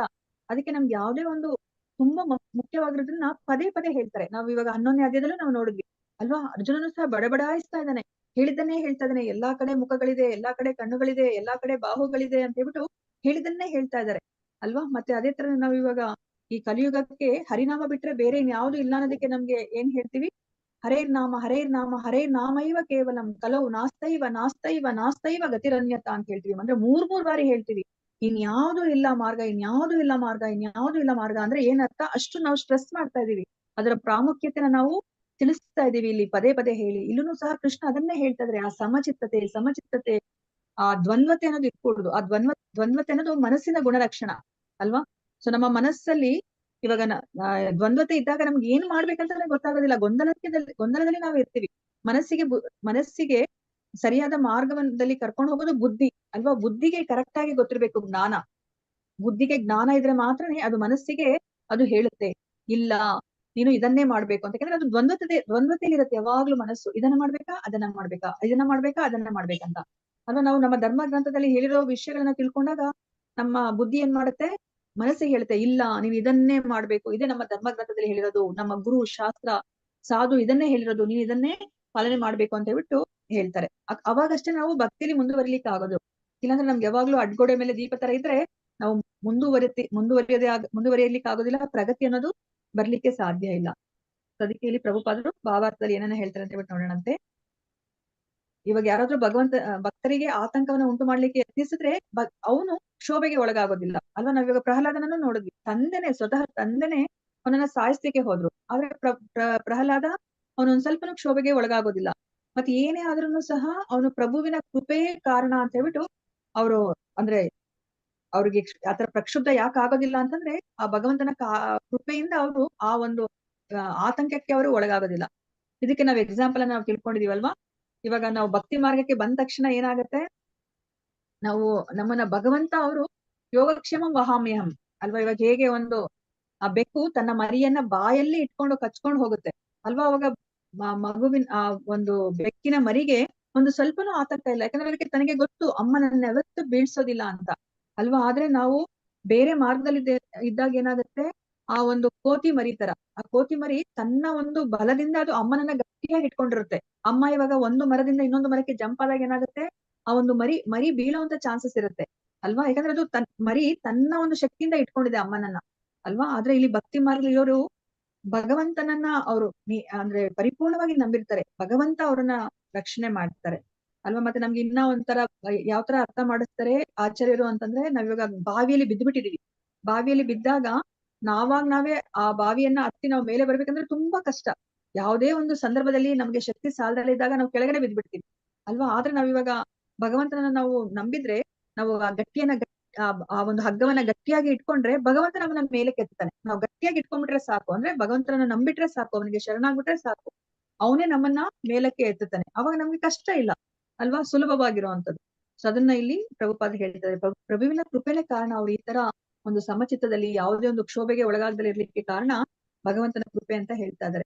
ಅವ್ರು ಯಾವಾಗ್ಲೂ ಸದಾ ಕೃಷ್ಣ ಪ್ರಜ್ಞೆಯಲ್ಲಿ ಅವರು ತನ್ಮಯರಾಗಿರ್ತಾರೆ, ಭಕ್ತಿ ಸೇವೆಯಲ್ಲಿ ನಿರತರಾಗಿರ್ತಾರೆ. ಅದಕ್ಕೆ ಅವ್ರಿಗೆ ಯಾವುದೇ ಒಂದು ಐಹಿಕ ಸನ್ನಿವೇಶದಿಂದ ಅವ್ರಿಗೆ ಮನಸ್ಸು ವಿಚಲಿತರಾಗೋದಿಲ್ಲ ಅಂತ ಬಿಟ್ಟು ಹೇಳ್ತಾರೆ. ಮತ್ತೆ ಅವ್ರಿಗೆ ಏನಾದ್ರೂ ಸಿಕ್ಕದಾಗ ದೊರೆತಾಗ ನಮ್ಗೆ ಇವಾಗ ಯಾವಾಗ ಸಂತೋಷವಾಗಿರ್ತೀವಿ ಅಂತಂದ್ರೆ, ನಾನು ಅನ್ಕೊಂಡ್ರೆ ನನಗೆ ಸಿಕ್ಬೇಕು, ನನಗೆ ಇವಾಗ ಒಂದು ಆಪಲ್ ಫೋನ್ ಬೇಕಂತಂದ್ರೆ ಅದು ಸಿಕ್ಕಿದಾಗ ನಂಗೆ ತುಂಬಾ ಸಂತೋಷ, ಅಥವಾ ಯಾವ್ದೋ ಒಂದು ಒಡವೆ ಬೇಕು ಅದು ಸಿಕ್ಕಿದಾಗ ನಂಗೆ ಸಂತೋಷ ಅಲ್ವಾ. ಆದ್ರೆ ಭಕ್ತರಿಗೆ ಆತರ ಅಲ್ಲ, ಅವ್ರಿಗೆ ಏನಾದ್ರು ದೊರೆತ್ರೂ ಅವ್ರಿಗೆ ಸಂತೋಷ ಇರೋದಿಲ್ಲ. ಅಂತಂದ್ರೆ ಅವ್ರು ಸಮಚಿತ್ತದಲ್ಲಿ ಇರ್ತಾರೆ, ಸಿಕ್ತಲ್ಲ ಅಂತ ಹೇಳ್ಬಿಟ್ಟು ಅವರು ಮೆರೆಯೋದಿಲ್ಲ, ಮತ್ತೆ ಸಿಕ್ಲಿಲ್ಲ ಅಂದಾಗ ದುಃಖವನ್ನು ಅವರು ಪಡೋದಿಲ್ಲ.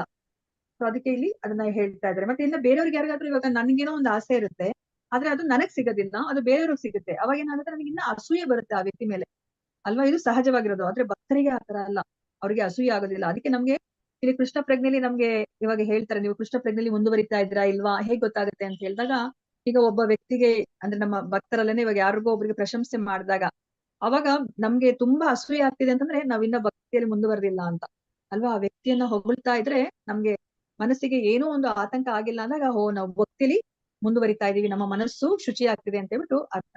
ಅದಕ್ಕೆ ಇಲ್ಲಿ ಹೇಳ್ತಾ ಇದಾರೆ ನೋಡಿ, ಆ ಒಂದು ಭಕ್ತಿಲಿ ಇರೋರಿಗೆ ಆ ಅಸೂಯೆ ಅನ್ನೋದು ಇರೋದಿಲ್ಲ. ಮತ್ತೆ ಅವ್ರಿಗೆ ಆ ಭಯ ಅನ್ನೋದು ಸಹ ಇರೋದಿಲ್ಲ. ನಾವ್ ಇದಕ್ಕಿಂತ ಮುಂಚೆ ನಾವು ತಿಳ್ಕೊಂಡ್ರು ಹಾಗೇನೆ, ಭಕ್ತಿಗೆ ಬಂದ ತಕ್ಷಣ ನಮ್ಗೆ ಮೊದಲು ಬದಲಾವಣೆ ಆಗೋದೇ ಭಯ ಹೊರಟೋಗಿ ನಿರ್ಭಯ ಬರುತ್ತೆ ಅಲ್ವಾ.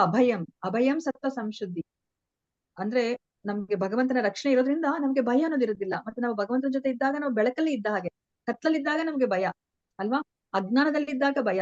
ನಮ್ಗೆ ಭಗವಂತ ಇದ್ರೆ ಸೂರ್ಯ ಸಮ ಅಲ್ವಾ, ಅವ್ರಿದ್ರೆ ಜ್ಞಾನ, ಅವರು ಸೂರ್ಯನ ಅಂದ್ರೆ ಬೆಳಕಿನಲ್ಲಿ ಎಲ್ಲವೂ ಸ್ಪಷ್ಟವಾಗಿ ಕಾಣುತ್ತೆ, ಅವಾಗ ನಮ್ಗೆ ಯಾಕೆ ಆತಂಕ ಇರುತ್ತೆ ಅಲ್ವಾ. ಸೊ ಆ ಭಯ ಅನ್ನೋದು ಇರೋದಿಲ್ಲ. ಮತ್ತೆ ಅವರಿಗೆ ಬೇಸರ ಅನ್ನೋದು ಸಹ ಅವ್ರಿಗೆ ಇರೋದಿಲ್ಲ, ಅಯ್ಯೋ ನನಗೆ ಯಾಕೋ ಇದು ಸಿಗ್ಲಿಲ್ಲ, ನಾನು ಇದನ್ನ ಅನ್ಕೊಂಡಿದ್ದೆ ನನಗೆ ಬೇಕು ಅಂತ, ಅದನ್ನ ನಂಗೆ ಸಿಕ್ಕಿಲ್ಲ, ಇದು ಭಗವಂತನ ಇಚ್ಛೆ ಅಂತ ಅನ್ಕೊಂಡವರು ಸುಮ್ನೆ ಆಗ್ತಾರೆ, ಅವರಿಗೆ ಬೇಸರವನ್ನು ಪಡೋದಿಲ್ಲ. ಸೊ ಈ ತರ ಇರುವಂತಹ ಒಬ್ಬ ಭಕ್ತ, ಇಂತಹ ಗುಣಗಳಿರುವಂತಹ ಭಕ್ತ ನನಗೆ ತುಂಬಾ ಇಷ್ಟ ಅಂತ ಹೇಳ್ಬಿಟ್ಟು ಕೃಷ್ಣ ಹೇಳ್ತಾ ಇದ್ದಾರೆ. ಇವಾಗ 16ನೇ ಶ್ಲೋಕವನ್ನ ನೋಡೋಣ. ಹರೇ ಕೃಷ್ಣ. ಯಾರಾದ್ರೂ ಹರೇ ಕೃಷ್ಣ ಮಾತಾಜಿ. ಇಲ್ಲಿವರೆಗೂ ಹೇಳಿದ್ರಲ್ಲ ಮಾತಾಜಿ, ಈ ಶ್ಲೋಕದಲ್ಲಿ, ಹಿಂದಿನ ಶ್ಲೋಕದಲ್ಲಿ ಆತರ ಕಲಿಯುಗದಲ್ಲಿ ಇರೋಕ್ಕಾಗುತ್ತಾ ಕಲಿಯುಗದಲ್ಲಿ ನರಮನ್ ಅವರು?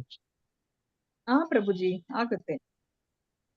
ಇದು ಪ್ರಭುಪಾದ ಹೌದಾ ಹೇಳಿರೋದು ಮಾತಾಜಿ? ಯಾವ್ದನ್ನು ಸಹ ಮುಂದಿನ ಜನ್ಮದಲ್ಲೋ ಅಥವಾ ಕಲ್ಪನೆ ಇಲ್ಲ, ಅದೆಲ್ಲನೂ ಆಗೋ ಅಂದ್ರೆ ತರನೇ.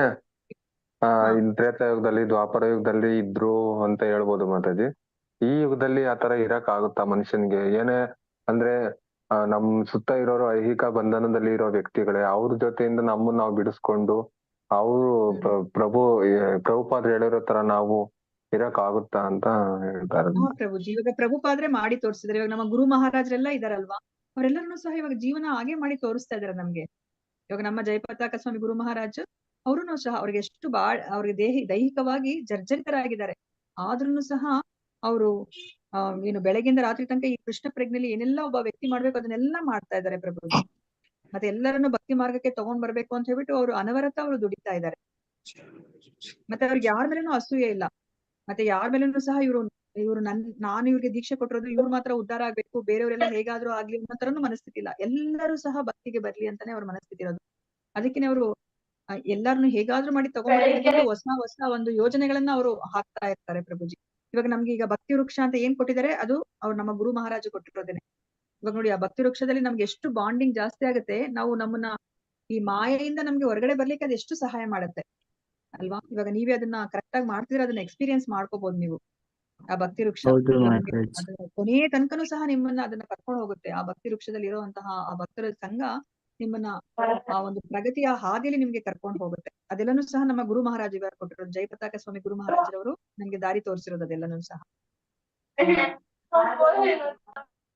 ಹರೇ ಕೃಷ್ಣ ಮಾತಾಜಿ, ಹೋಗ್ಲಾ ಮಾತಾಜಿ? ಹೋದಿ ಪ್ರಭು. ಅನಪೇಕ್ಷಃ ಶುಚಿರ್ದಕ್ಷ ಉದಾಸೀನೋ ಗತವ್ಯತ್ಯಃ ಸರ್ವಾರಮ್ಯಭ್ಯಂ ಪರಿತ್ಯಾಗಿ ಯೋ ಮದ್ಭಕ್ತಃ ಸಮೇ ಪ್ರಿಯ. ಅನುವಾದ: ಶೀಲ ಪ್ರಪಾದದಿಂದ ಪ್ರಪಾದರಿಗೆ ಜಯವಾಗಲಿ. ಚಟುವಟಿಕೆಗಳ ಸಾಮಾನ್ಯ ನಡೆಯನ್ನು ಅವಲಂಬಿಸದಿರುವ ಪರಿಶುದ್ಧನಾದ ದಕ್ಷನಾದ ಚಿಂತೆ ಇಲ್ಲದ ಎಲ್ಲ ನೋವುಗಳಿಂದ ಮುಕ್ತನಾದ ಯಾವ ಫಲಕ್ಕಾಗಿಯೂ ಶ್ರಮ ಪಡದ ಭಕ್ತನು ನನಗೆ ಬಹು ಪ್ರಿಯನಾದವನು. ಹರೇ ಕೃಷ್ಣ ಮಾತಾಜಿ. ಹರೇ ಕೃಷ್ಣ. ಹರೇ ಕೃಷ್ಣ ಪ್ರಭು. ಸೊ ಇವಾಗ ಇಲ್ಲಿ ಏನನ್ನ ಹೇಳ್ತಾ ಇದಾರೆ, ಸೊ ಇವಾಗ ಯಾವ್ದಾದ್ರು ಒಂದು ಸಂದರ್ಭ ಬಂದಾಗ ಇವಾಗ ಸಾಮಾನ್ಯ ನಡೆ ಇರುತ್ತೆ ಅಲ್ವಾ. ಇವಾಗ ನಮ್ಗೆ ಏನಾದ್ರು ಸಿಕ್ಕಿದಾಗ ಸಂತೋಷ ಆಗೋದು, ಅದು ಸಿಗ್ದಲೇ ಇದ್ದಾಗ ದುಃಖ ಆಗೋದು ಅಲ್ವಾ. ನಮ್ಮನ್ನ ಹೊಗಳಿದಾಗ ನಮ್ಗೆ ಸಂತೋಷ ಆಗೋದು, ನಮ್ಮನ್ನ ತೆಗೆದಾಗ ನಮ್ಗೆ ದುಃಖ ಆಗೋದು ಅಲ್ವಾ. ಮಾನ ಅಪಮಾನ, ಸೊ ಈ ತರ ಅದು ಸಾಮಾನ್ಯ ನಡೆ ಅಲ್ವಾ. ಆದ್ರೆ ಭಕ್ತನದು ಆತರ ಸಾಮಾನ್ಯ ನಡೆ ಇರೋದಿಲ್ಲ ಅಲ್ವಾ. ಅದು ಅವನು ಪರಿಶುದ್ಧನಾಗಿರ್ತಾನೆ. ಬರೇ ಏನು ಮನುಷ್ಯರನ್ನ ಮಾತ್ರ ಅವರು ಏನು ಚೆನ್ನಾಗಿರ್ಲಿ ಅನ್ನೋ ಒಂದು ಮನಸ್ಥಿತಿ ಇರೋದಿಲ್ಲ. ಎಲ್ಲ ಪ್ರತಿಯೊಂದು ಜೀವರಾಶಿಯನ್ನು ಸಹ ಅವರ ಹಿತವನ್ನ ಅವನು ಬಯಸ್ತಾನೆ. ಅವ್ರ ಮನಸ್ಸು ಅಷ್ಟು ಪರಿಶುದ್ಧವಾಗಿರುತ್ತೆ, ಕಲ್ಮಶ ಅನ್ನೋದು ಇರೋದಿಲ್ಲ. ಅಂದ್ರೆ ಏನು ಜೀವ ದಯೆ ಅನ್ನೋದು ಅವರಲ್ಲಿ ಇರುತ್ತೆ. ಮತ್ತೆ ದಕ್ಷ, ಏನೇ ಮಾಡಿದ್ರು ಸಹ ಅವರು ಪರ್ಫೆಕ್ಟ್ ಆಗಿ ಮಾಡ್ತಾರೆ ಯಾವುದೇ ಒಂದು ಕೆಲಸವನ್ನ ಮಾಡಿದಾಗ. ಮತ್ತೆ ಚಿಂತೆ ಇಲ್ಲದೆ ಎಲ್ಲ ನೋವುಗಳಿಂದ ಮುಕ್ತನಾದ್ರೆ, ಯಾಕಂದ್ರೆ ಅವ್ರಿಗೆ ಯಾಕೆ ಚಿಂತೆ ಅಲ್ವಾ. ಸೊ ಅವ್ರಿಗೆ ಚಿಂತೆನೆ ಇರೋದಿಲ್ಲ, ಚಿಂತನ ಮಾಡ್ತಿರ್ತಾರೆ, ಅವರು ಮಂಥನ ಮಾಡ್ತಾ ಇರ್ತಾರೆ. ಅವರು ಭಗವಂತನನ್ನ ಹೇಗೆ ನಾನು ಸಂತುಷ್ಟಗೊಳಿಸ್ಬೇಕು, ಅವನಿಗೆ ಏನು ಇಷ್ಟ, ಅವನಿಗೆ ಹೇಗೆ ಸೇವೆಯನ್ನ ಮಾಡ್ಬೇಕು ಅನ್ನೋದ್ರಲ್ಲಿ ಅವರು ತಮ್ಮ ಮನಸ್ಸನ್ನ ಬುದ್ಧಿನ ಅವರು ತೊಡಗಿಸಿರ್ತಾರೆ. ಮತ್ತೆ ಯಾವ ಫಲಕ್ಕಾಗಿಯೂ ಶ್ರಮ ಪಡದ ಭಕ್ತನು ಅಲ್ವಾ. ಅವರು ತನ್ನ ಸ್ವಂತ ಹಿತಕ್ಕೋಸ್ಕರ ಅವ್ರು ಯಾವುದೇ ಒಂದು ಏನು ಶ್ರಮ ಪಡೋದಿಲ್ಲ. ಅವರು ಏನೇ ಒಂದು ಶ್ರಮ ಪಟ್ರು ಅದು ಭಗವಂತನ ಸಂತೋಷಕ್ಕೋಸ್ಕರ. ಈಗ ಪ್ರಭುಪಾದ್ರು ಅಲ್ವಾ, ಎಷ್ಟು ವಯಸ್ಸಾದ್ರು 70 ವರ್ಷದಲ್ಲಿ ಅವರು ಶ್ರಮ ಪಟ್ಟಿದ್ದಾರೆ. ಇದೇನಪ್ಪಾ ಇವರು ಶ್ರಮ ಪಟ್ಟಿದಾರಲ್ವಾ ಪ್ರಭುಪಾದ್ರು ಅಂದ್ರೆ ಅವರ ಸಂತೋಷಕ್ಕೋಸ್ಕರ ಅವರು ಶ್ರಮ ಪಟ್ಟಿಲ್ಲ ಅಲ್ವಾ. ಅವರ ಗುರುಗಳು ಹೇಳಿರೋ ಒಂದು ಮಾತನ್ನ ಉಳಿಸ್ಲಿಕ್ಕೆ ಅವ್ರು ಶ್ರಮ ಪಟ್ರು, ಮತ್ತೆ ಭಗವಂತನಿಗೆ ಸಂತೋಷ ಪಡಿಸ್ಲಿಕ್ಕೆ ಅವ್ರು ಶ್ರಮವನ್ನ ಪಟ್ರು.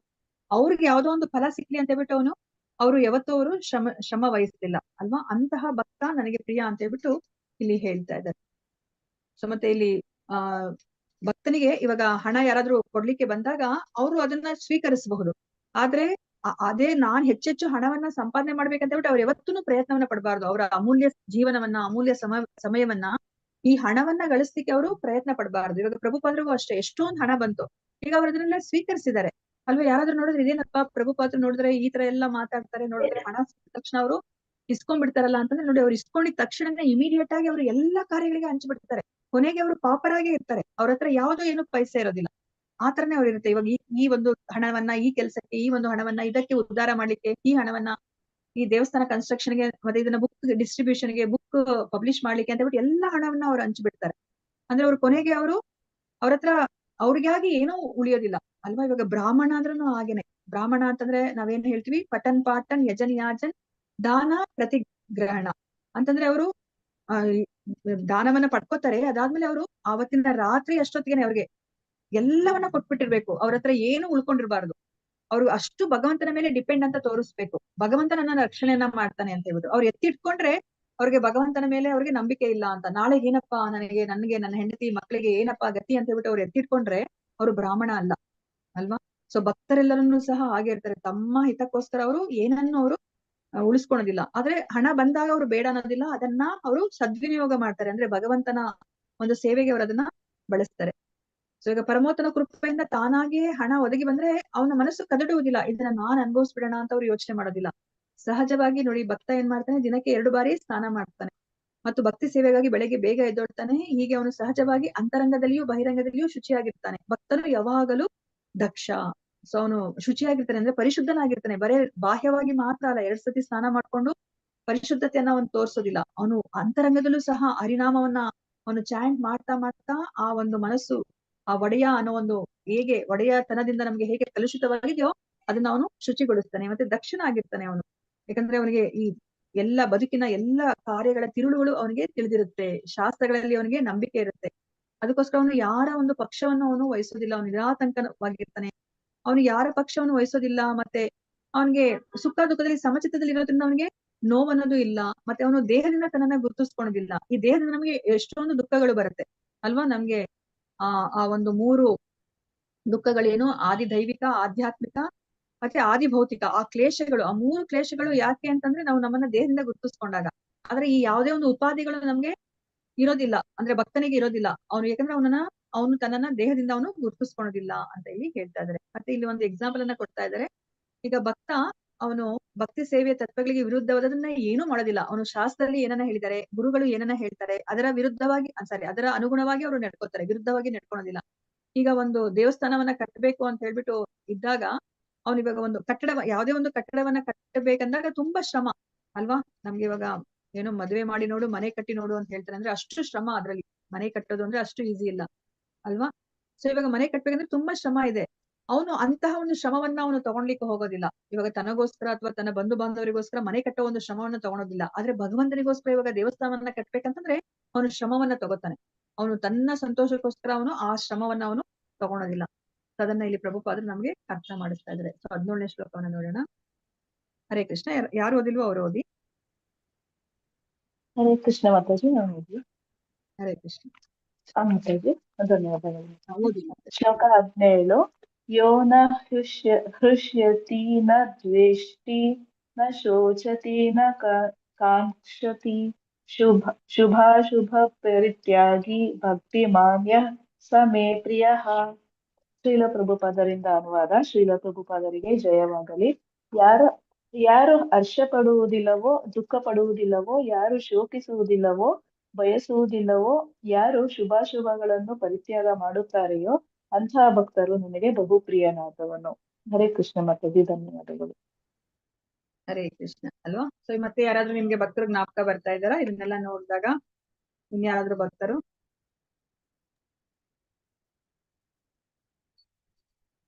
ಹರೇ ಕೃಷ್ಣ ಮಾತಾಜಿ ಶ್ರೀಲ ಪ್ರಭುಪಾದರೇ ಇದಾರಲ್ವಾ, ನಮ್ಮ ಶ್ರೀಲ ಪ್ರಭುಪಾದ ಇದ್ದಾರೆ.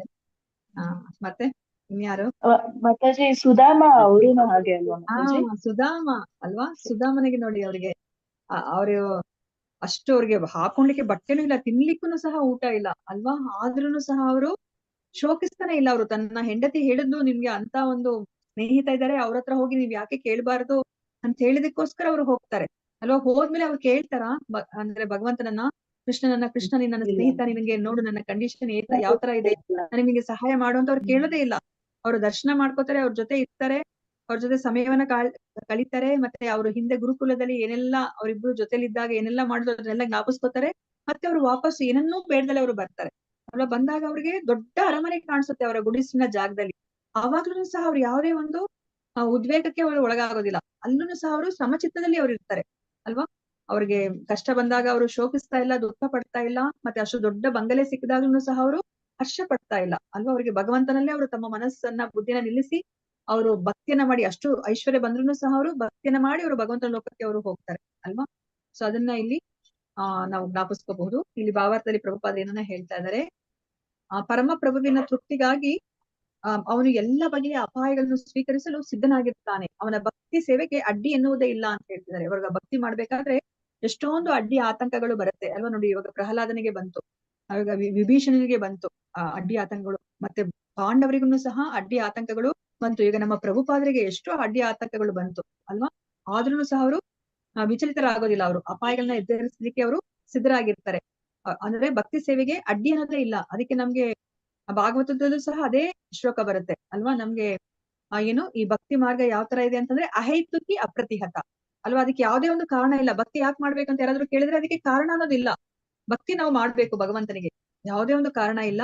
ಮತ್ತೆ ಅಪ್ರತಿಹತ, ಯಾವುದೇ ಒಂದು ಅಡೆತಡೆ ಇಲ್ಲ ಅಲ್ವಾ. ಇವಾಗ ನಮ್ಗೆ ಎಷ್ಟೊಂದು ಅಡೆತಡೆಗಳಿದೆ. ಇವಾಗ ನಾನೇನಾದ್ರೂ ಒಂದು ಏನು ಮಿಲಿಟರಿಗೆ ಸೇರ್ಬೇಕಂದ್ರೆ ನನ್ನನ್ನ ತಗೊಳೋದಿಲ್ಲ ಅವರು ಅಲ್ವಾ. ಯಾಕೆಂದ್ರೆ ನನ್ಗೆ ಅಂತಹ ಒಂದು ದೇಹ ದಾಢ್ಯತೆ ಅಂತ ಏನ್ ಹೇಳ್ತೀವಿ ಅದಿಲ್ಲ ನನಗೆ ಅಲ್ವಾ. ಮತ್ತೆ ನನ್ನನ್ನು ತಗೊಳೋದಿಲ್ಲ ಅವರು.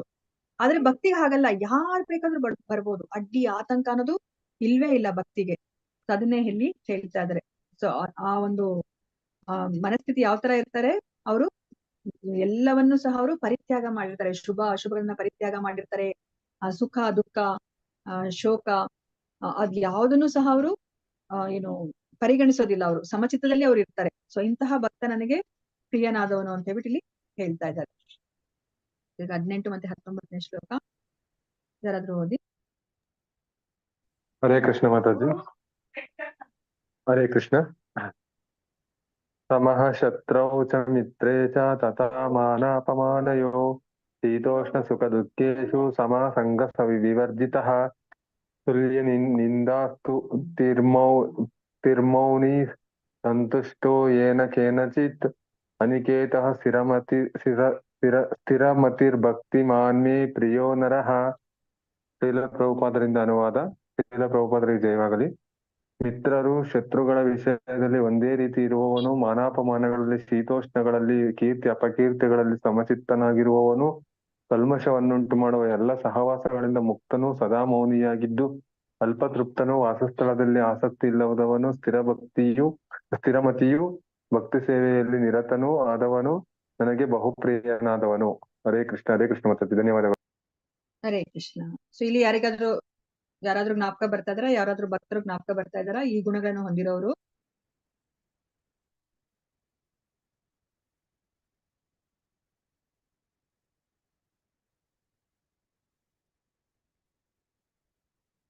ಅಲ್ಲ ನೋಡಿ ಇಲ್ಲಿ ನಮ್ಗೆ ಇದಕ್ಕೆ ಇಲ್ಲಿ ಇವರು ಧರ್ಮರಾಜ ಬರ್ತಾರೆ, ಮತ್ತೆ ಇದಕ್ಕೂ ಬರ್ತಾರೆ ಮತ್ತೆ ಅವರೇನೆ.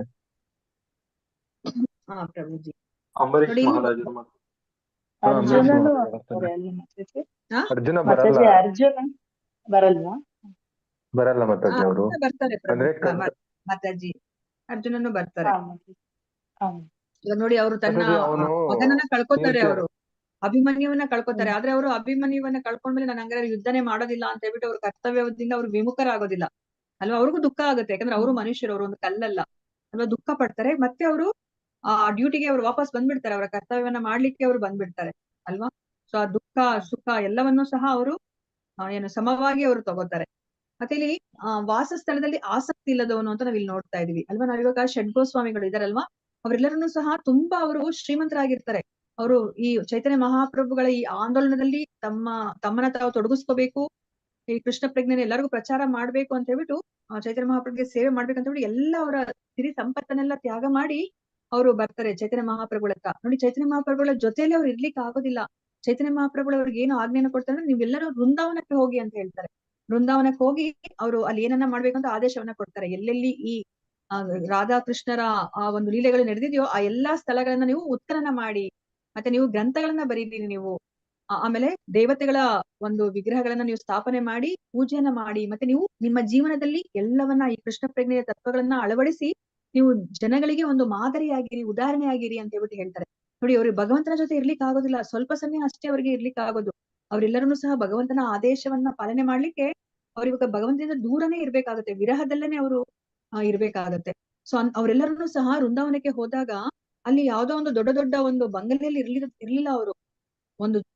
ಒಂದು ಮರದ ಕೆಳಗಡೆ ಅವರು ಏನು ಜೀವನವನ್ನ ಮಾಡ್ತಾ ಇದ್ರು. ಮತ್ತೆ ಅವ್ರಿಗೆ ಎಷ್ಟು ನೋಡಿ ಅವ್ರಿಗೆ ಏನಂದ್ರೆ ಆ ಒಂದು ಅಟ್ಯಾಚ್ಮೆಂಟ್ ಇರ್ಕೂಡ್ದು ಅಂತ ಹೇಳ್ಬಿಟ್ಟು ಒಂದು ಮರದ ಕೆಳಗಡೆ 2 ರಾತ್ರಿಗಳಿಗಿಂತ ಹೆಚ್ಚು ಅವರು ಅಲ್ಲಿ ವಾಸ ಮಾಡ್ತಾ ಇರ್ಲಿಲ್ಲ. ಅವ್ರು ಇನ್ನೊಂದು ಮರಕ್ಕೆ ಹೋಗ್ತಾ ಇದ್ರು, ಯಾಕಂದ್ರೆ ಆ ಮರದ ಮೇಲೆ ಅಟ್ಯಾಚ್ಮೆಂಟ್ ಬಂದ್ಬಿಡುತ್ತೆ. ನಾವ್ ಎಲ್ಲಿರ್ತೀವೋ ಅದ್ರ ಜೊತೆ ನಮ್ಗೆ ಅಟ್ಯಾಚ್ಮೆಂಟ್ ಬಂದ್ಬಿಡುತ್ತೆ. ಅದಕ್ಕೋಸ್ಕರ ಅಟ್ಯಾಚ್ಮೆಂಟ್ ಬರಬಾರ್ದು ಅಂತ ಹೇಳ್ಬಿಟ್ಟು ಅವರು ಇನ್ನೊಂದು ಮರದ ಅಡಿಯಲ್ಲಿ ಅವರು ಮಲ್ಕೋತಾ ಇದ್ರು. ಸೊ ಈ ತರ ಅವರು ಜೀವನವನ್ನ ಅವರು ಮಾಡ್ತಾ ಇದ್ರು. ಸೊ ಅದಕ್ಕೆ ಇಲ್ಲಿ ಹೇಳ್ತಾ ಇದಾರೆ, ವಾಸಸ್ಥಳದಲ್ಲಿ ಆಸಕ್ತಿ ಇಲ್ಲದವನು ಅಂತ ಹೇಳ್ಬಿಟ್ಟು ಹೇಳ್ತಾ ಇದಾರೆ. ಸ್ಥಿರಮತಿ, ಭಕ್ತಿ ಸೇವೆಯಲ್ಲಿ ನಿರತ, ಏನೇ ಒಂದು ತೊಂದರೆ ಆದ್ರೂ ಆ ಭಕ್ತಿಯಲ್ಲಿ ಅವರು ತಮ್ಮನ್ನ ತಾವು ತೊಡಗಿಸ್ಕೊಂಡಿರ್ತಾರೆ. ಸೊ ಇಲ್ಲಿ ಅದೇ ತರ ಇಲ್ಲಿ ಮತ್ತೆ ಇದು ದ್ವಂದ್ವತೆ ಬಗ್ಗೆ ಹೇಳ್ತಾ ಇದಾರೆ. ಮಾನ, ಅಪಮಾನ, ಶೀತ, ಉಷ್ಣ, ಕೀರ್ತಿ, ಅಪಕೀರ್ತಿ, ಇದರೆಲ್ಲ ಸಮಚಿತ್ತನಾಗಿರೋದು. ಆ ಸಮಚಿತ್ತತೆ ಅನ್ನೋದು ತುಂಬಾ ಮುಖ್ಯ. ಭಗವಂತ ನಮ್ಮಿಂದ ಇಚ್ಛೆ ಪಡ್ತಿರೋದು ಅದೇನೇನೆ. ಇವಾಗ ನಾನು ಗೋಲೋಕ ವೃಂದಾವನಕ್ಕೆ ಹೋಗಿ ಮಾಡೋದಾದ್ರೂ ಏನು, ನಾನು ಭಗವಂತನನ್ನ ದೇವೋತ್ತಮ ಪರಮ ಪುರುಷ ಅಂತ ಒಪ್ಕೊಂಡು ನಾನು ಭಕ್ತಿಯಲ್ಲಿ ನಾನು ತೊಡಗಿಸ್ಕೋಬೇಕು ಅಲ್ವಾ. ಅಲ್ಲಿ ನನಗೆ ದ್ವಂದ್ವತೆ ಇದ್ರೆ, ಅಯ್ಯೋ ನಾನ್ ಮಾಡಿದ್ ಸರಿನಾ, ಇವ್ರು ನಿಜವಾಗ್ಲೂ ಇವ್ರೇನ ಭಗವಂತ ಅಂತ ಹೇಳ್ಬಿಟ್ಟು ಮತ್ತೆ ದ್ವಂದ್ವತೆ ಇದ್ರೆ ನಾನು ಅಲ್ಲಿ ಹೋಗಿ ಮಾಡೋದಾದ್ರೂ ಏನು ಅಲ್ವಾ. ನಾನು ಅಲ್ಲಿ ಹೋಗಿ ಮತ್ತೆ ಅಲ್ಲಿ ಡಿಸ್ಟರ್ಬೆನ್ಸ್ ಮಾಡ್ತೀನಿ. ಅಲ್ಲಿರುವಂತಹ ಒಂದು ವಾತಾವರಣಕ್ಕೆ ನಾನು ಅದನ್ನೆಲ್ಲ ಕಲುಷಿತಗೊಳಿಸ್ಬಿಡ್ತೀನಿ ಅಲ್ವಾ. ಅದಕ್ಕೆ ಆ ಸಮಚಿತ್ತತೆ ಅನ್ನೋದು ತುಂಬಾ ಮುಖ್ಯ. ನಾವು ಆ ಭಗವಂತನ ಲೋಕಕ್ಕೆ ಹೋಗಿ ಆ ಭಗವಂತನ ಸೇವೆಯನ್ನ ಮಾಡ್ಬೇಕಂತಂದ್ರೆ ಈ ಒಂದು ಗುಣಲಕ್ಷಣ ತುಂಬಾ ಮುಖ್ಯ. ಅದಕ್ಕೆ ಇಲ್ಲಿ ಪದೇ ಪದೇ ಕೃಷ್ಣ ಆ ಒಂದು ಸಮಚಿತ್ತತೆ ಬಗ್ಗೆ ಇಲ್ಲಿ ಹೇಳ್ತಾ ಇದ್ದಾರೆ. ಸೊ ಯಾರು ಈ ಭಕ್ತರಿರ್ತಾರೆ ಅವರು ಕೀರ್ತಿ, ಅಪಕೀರ್ತಿ, ಸುಖ ದುಃಖಗಳನ್ನ ಮೀರಿರ್ತಾರೆ. ಅವ್ರಿಗೆ ತುಂಬಾ ತಾಳ್ಮೆ ಇರುತ್ತೆ. ಕೃಷ್ಣನಿಗೆ ಸಂಬಂಧಿಸಿದ ವಿಷಯಗಳನ್ನು ಬಿಟ್ಟು ಬೇರೆ ಏನನ್ನೂ ಮಾತನಾಡುವುದಿಲ್ಲ. ಆದುದರಿಂದ ಅವನನ್ನು ಮೌನಿ ಎಂದು ಕರೆದಿದೆ. ಅಲ್ಲ ನೋಡಿ, ಮೌನ ಅನ್ನೋ ಪದಕ್ಕೆ ಇಲ್ಲಿ ಬೇರೆ ಒಂದು ಅರ್ಥನೇ ಇದೆ ಈ ಒಂದು ಕೃಷ್ಣ ಪ್ರಜ್ಞೆಯಲ್ಲಿ ಅಲ್ವಾ. ಮೌನ ಅಂದ್ರೆ ನಾವೇನ್ ಅನ್ಕೊಂತೀವಿ, ಏನು ಮಾತಾಡಬಾರ್ದು ಅಂತ ಅಲ್ವಾ. ಆದ್ರೆ ಒಬ್ಬ ವ್ಯಕ್ತಿ ಮೌನವಾಗಿ ಕುತ್ಕೊಂಡಾಗ ಅವರ ಮನಸ್ಸಲ್ಲಿ ಎಷ್ಟೆಲ್ಲ ಅಲ್ಲಿ ಗೊಂದಲಗಳಿರ್ಬೋದು ಅಲ್ವಾ.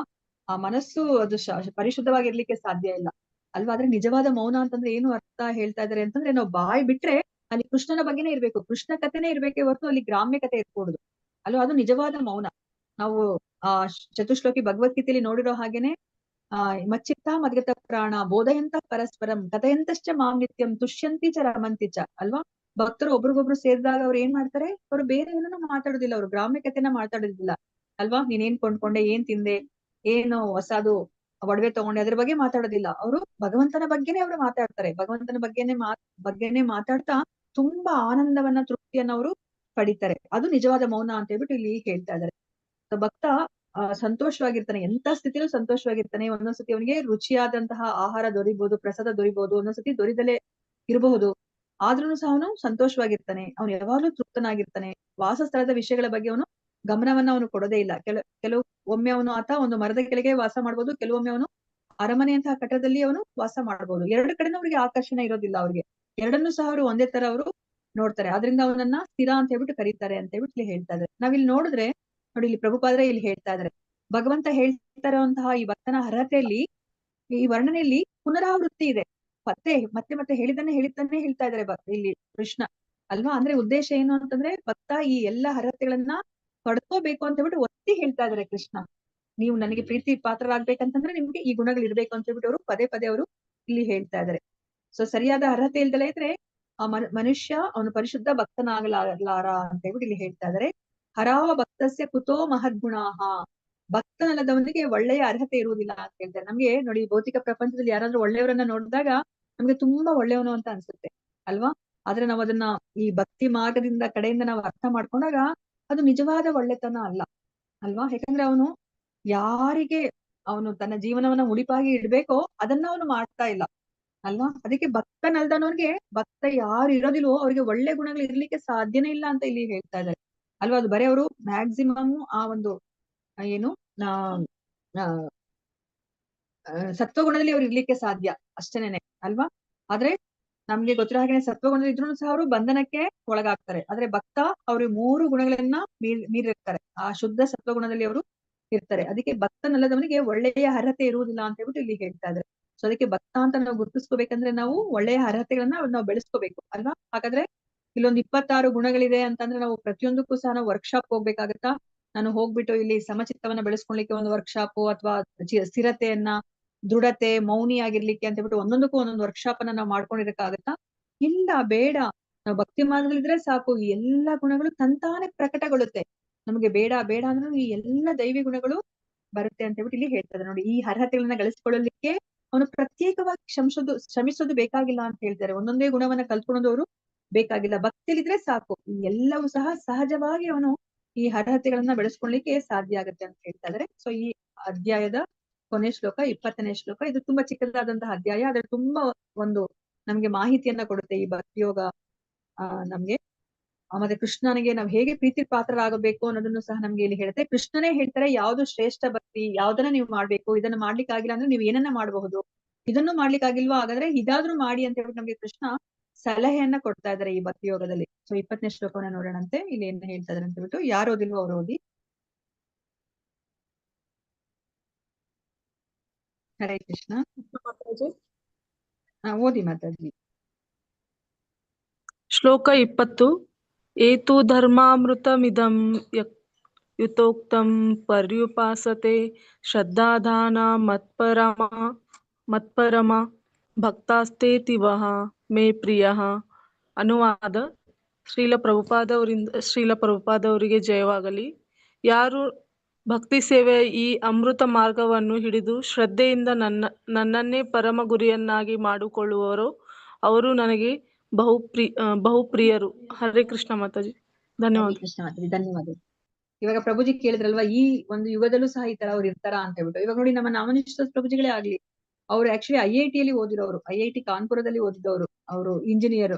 ಅದಾದ್ಮೇಲೆ ಅವರು ಇಲ್ಲಿ ಇನ್ಫೋಸಿಸ್ ಅಲ್ಲಿ ಕೆಲಸ ಮಾಡ್ತಿದ್ರು. ಅವ್ರಿಗೆ ಯಾವಾಗ ಕೃಷ್ಣ ಪ್ರಜ್ಞೆಗೆ ಅವರು ಸಂಪರ್ಕಕ್ಕೆ ಬರ್ತಾರೋ ನೋಡಿ, ಎಲ್ಲವನ್ನು ಅವರು ತ್ಯಜಿಸಿ ಅವ್ರು ಇವಾಗ ಬ್ರಹ್ಮಚಾರಿ ಆಗಿದ್ದಾರೆ. ಮತ್ತೆ ಎಷ್ಟು 30 ವರ್ಷಗಳಿಂದ ಅವರು ಈ ಒಂದು ಕೃಷ್ಣ ಪ್ರಜ್ಞೆಯಲ್ಲಿ ಅವರು ಇದ್ದಾರೆ ಅಲ್ವಾ. ಅಂದ್ರೆ ಸಾಧ್ಯ ಇದೆ ನೋಡಿ, ಅವ್ರು ಮಾಡ್ತಾ ಇದ್ದಾರೆ ಅಲ್ವಾ. ಅದೇ ತರ ಇವಾಗ ಒಬ್ಬರ ಹೆಸರನ್ನ ಹೇಳಿದೀನಿ, ಈ ತರ ನೀವು ನಮ್ಮ ಈ ಕೃಷ್ಣ ಪ್ರಜ್ಞೆಯಲ್ಲಿರೋ ಅಂತಹ ಗುರುಗಳನ್ನೆಲ್ಲ ನೀವು ನೋಡ್ಕೊಂತ ಹೋದ್ರೆ ಎಲ್ಲರೂ ಅಷ್ಟೇನೆ, ಅವರೆಲ್ಲರೂ ಸಹ ಎಂತೆಂತ ಪೊಸಿಷನ್ ಇರೋರು ಎಲ್ಲವನ್ನ ತ್ಯಾಗ ಮಾಡಿ ಅವರು ಈ ಕೃಷ್ಣ ಪ್ರಜ್ಞೆಗೋಸ್ಕರ ಬಂದಿದ್ದಾರೆ ಅಲ್ವಾ.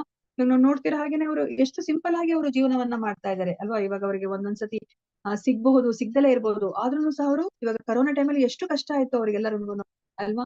ಆದ್ರೂ ಸಹ ಭಗವಂತ ಅವ್ರನ್ನ ಕೈ ಬಿಡ್ಲಿಲ್ಲ, ಅವರು ರಕ್ಷಣೆ ಮಾಡಿದ್ರು.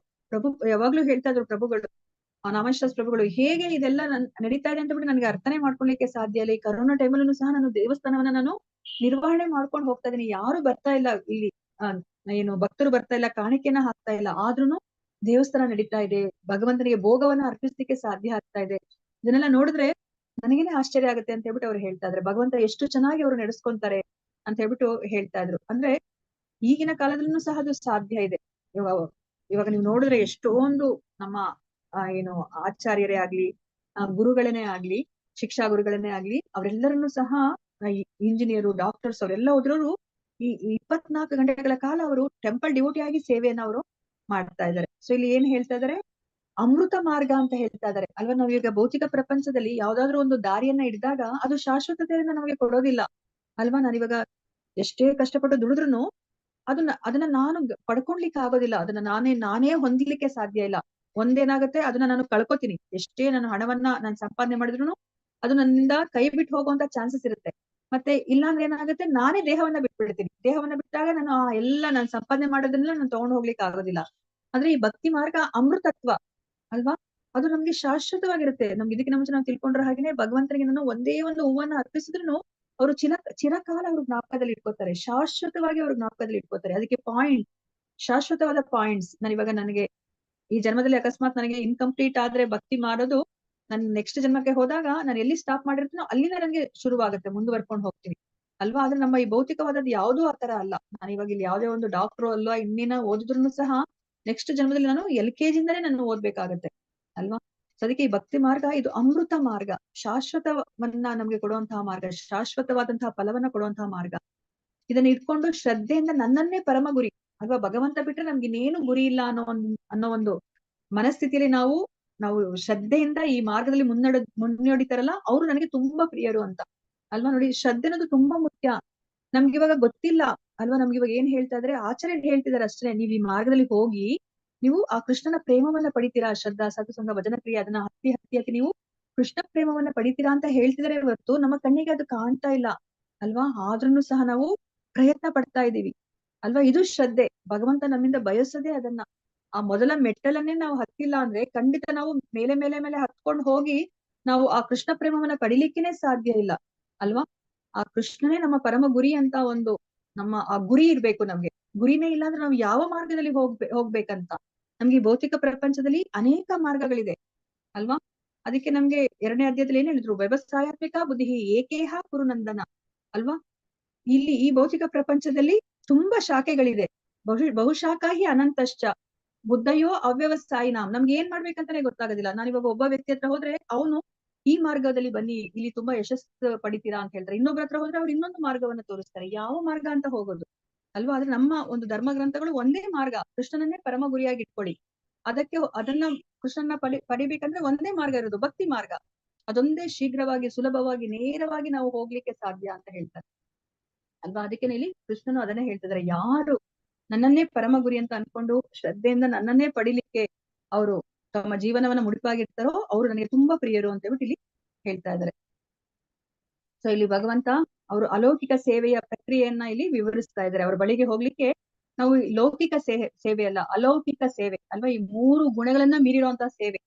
ನಾವ್ ಯಾವುದೇ ಒಂದು ಸೇವೆಯನ್ನ ನಾವು ನನ್ನ ಹಿತಕ್ಕೋಸ್ಕರ ಅಥವಾ ಯಾರೋ ಬೇರೆಯವ್ರು ಹೇಳಿದ್ದಾರೆ ನಿನಗೆ ಒಳ್ಳೇದಾಗತ್ತೆ, ಅಥವಾ ಏನು ಭಯದಿಂದ ಅಯ್ಯೋ ನಾನು ಇದಕ್ ಮಾಡ್ಲಿಲ್ಲ ಅಂತಂದ್ರೆ ನನಗೆ ನರಕಕ್ಕೆ ಹೋಗ್ಬಿಡ್ತೀನಿ ಅಥವಾ ಪಾಪ ಬರುತ್ತೆ, ಅಥವಾ ಯಾವುದೇ ಒಂದು ಅಭಿಲಾಷೆ ಇಲ್ದಲೆ ನಾನು ಭಗವಂತನ ಸಂತೋಷಕ್ಕೋಸ್ಕರ ಮಾಡಿದ ತಕ್ಷಣ ಅದು ಅಲೌಕಿಕ ಸೇವೆ ಆಗ್ಬಿಡುತ್ತೆ. ಅಕರ್ಮದಲ್ಲಿ ಮಾಡಿರುವಂತ ಸೇವೆ, ಕೃಷ್ಣ ಪ್ರಜ್ಞೆಯಲ್ಲಿ ಮಾಡಿರುವಂತ ಸೇವೆ ಅಲೌಕಿಕ ಸೇವೆ ಆಗುತ್ತೆ. ಅದ್ರ ಬಗ್ಗೆ ಇಲ್ಲಿ ವಿವರಿಸಿದ್ದಾರೆ. ಆಧ್ಯಾತ್ಮಿಕ ಸಾಕ್ಷಾತ್ಕಾರಕ್ಕೆ ದೇವೋತ್ತಮ ಪರಮಪುರುಷನ ಭಕ್ತಿ ಸೇವೆಯೇ ಎಲ್ಲ ಪ್ರಕ್ರಿಯೆಗಳಲ್ಲಿ ಅತಿ ಶ್ರೇಷ್ಠವಾದದ್ದು ಎನ್ನುವುದರಲ್ಲಿ ಸಂದೇಹವೇ ಇಲ್ಲ ಅಂತ ಹೇಳ್ಬಿಟ್ಟು ಇಲ್ಲಿ ಹೇಳ್ತಾ ಇದ್ದಾರೆ. ನಾವಿವಾಗ ಆಧ್ಯಾತ್ಮಿಕ ಸಾಕ್ಷಾತ್ಕಾರ ಮಾಡ್ಕೋಬೇಕು, ದೇವೋತ್ತಮ ಪರಮಪುರುಷನ ನನ್ನ ದರ್ಶನ ಮಾಡ್ಬೇಕು, ಅವರ ಪ್ರೀತಿಯನ್ನ ನಾವು ಪಡಿಬೇಕು ಅಂತಂದ್ರೆ ಭಕ್ತಿ ಮಾರ್ಗ ಬಿಟ್ರೆ ಬೇರೆ ಇನ್ಯಾವುದೂ ಇಲ್ಲ ಅಂತ ಹೇಳ್ಬಿಟ್ಟು ಕೃಷ್ಣನೇ ಹೇಳ್ತಾ ಇದ್ದಾರೆ. ನಾವ್ ಅದಕ್ಕೋಸ್ಕರ ನಾವ್ ಏನ್ ಮಾಡ್ಬೇಕು, ಒಬ್ಬ ಯೋಗ್ಯ ಗುರುವನ್ನ ಮಾರ್ಗದರ್ಶನದಲ್ಲೇ ನಾವು ಹೋಗ್ಬೇಕಾಗತ್ತೆ. ಯಾಕಂದ್ರೆ ಇದು ಒಂದು ಸಾಗರದಲ್ಲಿ ನಾನು ಎಂತ ಈಜುಗಾರನಾದ್ರೂ ಸಹ ನಾನು ಈ ಸಾಗರವನ್ನ ದಾಟಿ ನಾನು ಇನ್ನೊಂದು ದಡವನ್ನ ಮುಟ್ಲಿಕ್ಕೆ ಸಾಧ್ಯನೇ ಇಲ್ಲ ಅಲ್ವಾ? ಅಲ್ಲೊಂದು ನೌಕೆ, ನಾವಿಕ ಅಂತ ಇರ್ಬೇಕು. ಅವಾಗಷ್ಟೇ ನಾನು ಈ ಸಾಗರವನ್ನ ನಾನು ಸ್ಮೂತ್ ಆಗಿ ದಾಟಿ ನಾನು ದಡವನ್ನ ಸೇರ್ಲಿಕ್ಕೆ ಸಾಧ್ಯ. ಅದೇ ತರನೇ ಈ ಭವ ಸಾಗರ ಅಂದ್ರೆ ಈ ಒಂದು ಸಂಸಾರ ಅನ್ನೋದನ್ನ ಸಾಗರಕ್ಕೆ ಹೋಲಿಸ್ತಾರೆ. ಇದನ್ನ ನಾವು ಸರಿಯಾಗಿ ಈಜಿ ನಾವು ಮಾರ್ಗವನ್ನ, ಒಂದು ಗುರಿಯನ್ನ ನಾವು ತಲುಪಬೇಕಂತಂದ್ರೆ ಗುರುಗಳ ಮಾರ್ಗದರ್ಶನದಲ್ಲೇ ಸಾಧ್ಯ. ಅದಕ್ಕೆ ಒಂದು ಗುರಿ ಅಂತ ಇರ್ಬೇಕು, ಮತ್ತೆ ಅದಕ್ಕೆ ನಮ್ಗೆ ದಾರಿನ ತೋರಿಸ್ಲಿಕ್ಕೆ ಗುರು ಇರ್ಬೇಕು ಅಲ್ವಾ? ಸೊ ಗುರಿ ಮತ್ತೆ ಗುರು ಇದ್ರೆ ಮಾತ್ರನೇ ನಮ್ಮ ಒಂದು ಜೀವನ ಪರಿಪೂರ್ಣ ಆಗತ್ತೆ, ಸಫಲ ಆಗತ್ತೆ ಅಲ್ವಾ? ಅದನ್ನ ಇಲ್ಲಿ ಹೇಳ್ತಾ ಇದಾರೆ. ಆತ್ಮ ಸಾಕ್ಷಾತ್ಕಾರಕ್ಕೆ ದೇವೋತ್ತಮ ಪರಮಪುರುಷನನ್ನ ಸೇರುವುದಕ್ಕೆ ಭಕ್ತಿ ಸೇವೆಯೊಂದೇ ಪರಿಪೂರ್ಣ ಮಾರ್ಗ ಎನ್ನುವುದರಲ್ಲಿ ಸಂಶಯ ಇಲ್ಲ. ಈ ಅಧ್ಯಾಯದಲ್ಲಿ ಹೇಳಿರುವಂತೆ ಪರಮ ಪರಿಪೂರ್ಣ ಸತ್ಯದ ನಿರಾಕಾರ ಪರಿಕಲ್ಪನೆಯನ್ನ ಮನುಷ್ಯನು ಆತ್ಮ ಸಾಕ್ಷಾತ್ಕಾರಕ್ಕಾಗಿ ತನ್ನನ್ನು ಅರ್ಪಿಸಿಕೊಳ್ಳುವವರೆಗೆ ಸಲಹೆ ಮಾಡಿದೆ. ನಾವು ಇವಾಗ ನಿರಾಕಾರದು ಏನು ಅಂತಂದ್ರೆ ನಾವು ಬರೀ ಆತ್ಮ ಸಾಕ್ಷಾತ್ಕಾರಕ್ಕೆ ಪಡ್ಕೊಳ್ಳಿಕ್ಕೆ ಮಾತ್ರ ಅದು ಸಾಧ್ಯ ಆಗೋದು, ಆದ್ರೆ ಪರಿಪೂರ್ಣತೆಗೆ ಅದು ನಮ್ಗೆ ಸಹಾಯ ಮಾಡೋದಿಲ್ಲ ಅದು. ಸೊ ಅದಕ್ಕೋಸ್ಕರ ಈ ಯಾರಾದ್ರೂ ಇವಾಗ ನಿರಾಕಾರವಾದಿಗಳಿದ್ರೆ ಅವ್ರೇನಾದ್ರೂ ತುಂಬಾ ಒಂದು ಏನ್ ಹೇಳ್ತಾರೆ ಸತ್ಕರ್ಮ ಅವ್ರು ಮಾಡಿದ್ರೆ ಅವ್ರಿಗೆ ಒಬ್ಬ ಭಕ್ತನ ಸಂಪರ್ಕ ಸಿಗುತ್ತೆ. ಭಕ್ತನ ಸಂಪರ್ಕ ಸಿಕ್ಕಿದಾಗ ಏನಾಗುತ್ತೆ, ಅವ್ರನ್ನು ಸಹ ಭಕ್ತಿ ಮಾರ್ಗಕ್ಕೆ ಬರ್ತಾರೆ ಅಲ್ವಾ? ನಾವು ನೋಡಿದ್ವಿ ಈಗ ಚತುಷ್ಕುಮಾರರು ಅಲ್ವಾ, ಸನಕ, ಸನಾತನ, ಸನಂದನ, ಸನತ್ ಕುಮಾರ, ಅವ್ರನ್ನು ಸಹ ನಿರಾಕಾರವಾದಿಗಳೇ ಆಗಿದ್ರು. ಆದ್ರೆ ಅವ್ರು ಯಾವಾಗ ಭಗವಂತನ ಕಮಲಗಳಲ್ಲಿ ಇರುವಂತಹ ಆ ತುಳಸಿಯನ್ನ, ಅದರ ವಾಸನೆಯನ್ನ ಅವರು ಘ್ರಾಣ ಮಾಡಿದ್ರೋ ಆಗ ಅವರು ಭಕ್ತರಾಗ್ಬಿಡ್ತಾರೆ ಅಲ್ವಾ? ಮತ್ತೆ ನಮ್ಮ ಶುಕದೇವ ಗೋಸ್ವಾಮಿ ಅವರು ಯಾರು ಈ ಭಾಗವತಮನ್ನ ಪರೀಕ್ಷಿತ ಮಹಾರಾಜನಿಗೆ ಹೇಳಿದರೆ ಅವ್ರನ್ನು ಸಹ ನಿರಾಕಾರವಾದಿಗಳಾಗಿರ್ತಾರೆ. ಅವರು ಆ ಭಾಗವತಂನ 2 ಶ್ಲೋಕಗಳನ್ನ ಕೇಳ್ತಾರೆ. ಆ 2 ಶ್ಲೋಕಗಳನ್ನ ಕೇಳಿನೇ ಇಂತಹ ಒಬ್ಬ ವ್ಯಕ್ತಿ ಇದಾರಾ ಅಂತ ಹೇಳ್ಬಿಟ್ಟು ಅವ್ರು ಯಾರು ಅಂತ ತಿಳ್ಕೊಳ್ಲಿಕ್ಕೆ ಅವ್ರು ಕೊನೆಗೆ ಅವ್ರ ತಂದೆಯ ಬಳಿಗೆ ವಾಪಸ್ ಬಂದು ಅವ್ರು ಮತ್ತೆ ಭಾಗವತಮನ್ನ ಅವರು ತಂದೆಯಿಂದ ಕಲ್ತ್ಕೊಂಡು ಅವರು ಭಕ್ತನಾಗ್ತಾರೆ ಅಲ್ವಾ? ಸೊ ಅಂದ್ರೆ ಸುದೈವದಿಂದ ಕೃಷ್ಣ ಪ್ರಜ್ಞೆಯಲ್ಲಿ ಪರಿಶುದ್ಧ ಭಕ್ತಿ ಸೇವೆಯಲ್ಲಿ ತೊಡಗಲು ಮನುಷ್ಯನ ನಿರ್ಧರಿಸಿದರೆ ಅದನ್ನು ಆತ್ಮ ಸಾಕ್ಷಾತ್ಕಾರದಲ್ಲಿ ಹೆಜ್ಜೆ ಹೆಜ್ಜೆಯಾಗಿ ಉತ್ತಮಗೊಳ್ಳುತ್ತಾ ಹೋಗುವ ಅಗತ್ಯ ಇಲ್ಲ ಅಲ್ವಾ?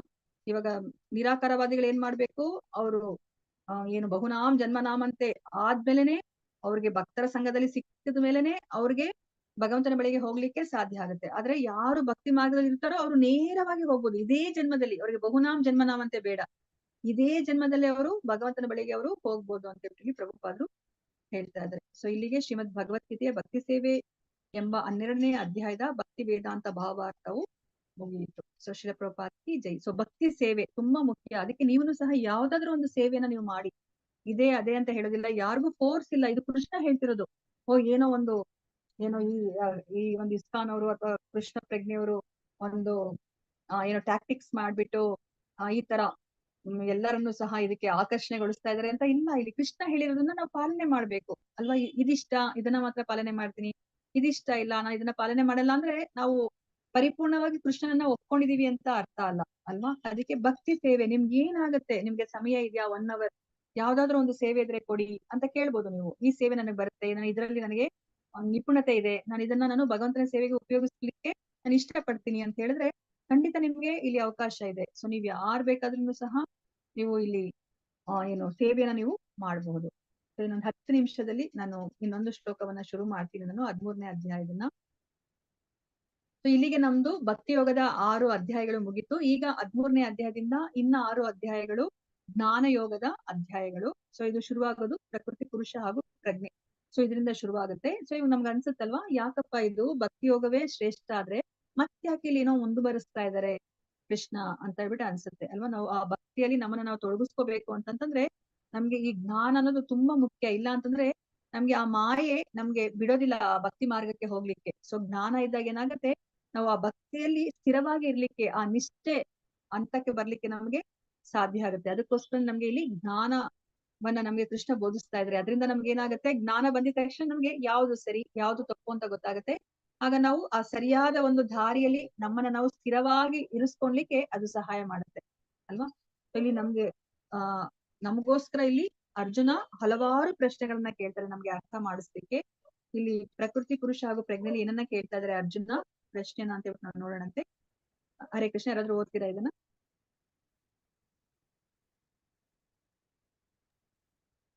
ಹರೇ ಕೃಷ್ಣ ಮಾತಾಜಿ, ಓದ್ಲಾ? ಓದಿ ಮಾತಾಡಿ. ಅರ್ಜುನ ಉವಾಚ ಪ್ರಕೃತಿಂ ಪುರುಷಂ ಚೈವ ಕ್ಷೇತ್ರಂ ಕ್ಷೇತ್ರಜ್ಞಮೇವ ಚ ಏತದ್ವೇದಿತುಮಿಚ್ಛಾಮಿ ಜ್ಞಾನಂ ಜ್ಞೇಯಂ ಚ ಕೇಶವ. ಶ್ರೀ ಭಗವಾನುವಾಚ ಇದಂ ಶರೀರಂ ಕೌಂತೇಯ ಕ್ಷೇತ್ರಮಿತ್ಯಭಿಧೀಯತೆ ಏತದ್ ಯೋ ವೇತ್ತಿ तं ಪ್ರಾಹುಃ ಕ್ಷೇತ್ರಜ್ಞ ಇತಿ ತದ್ವಿದಃ.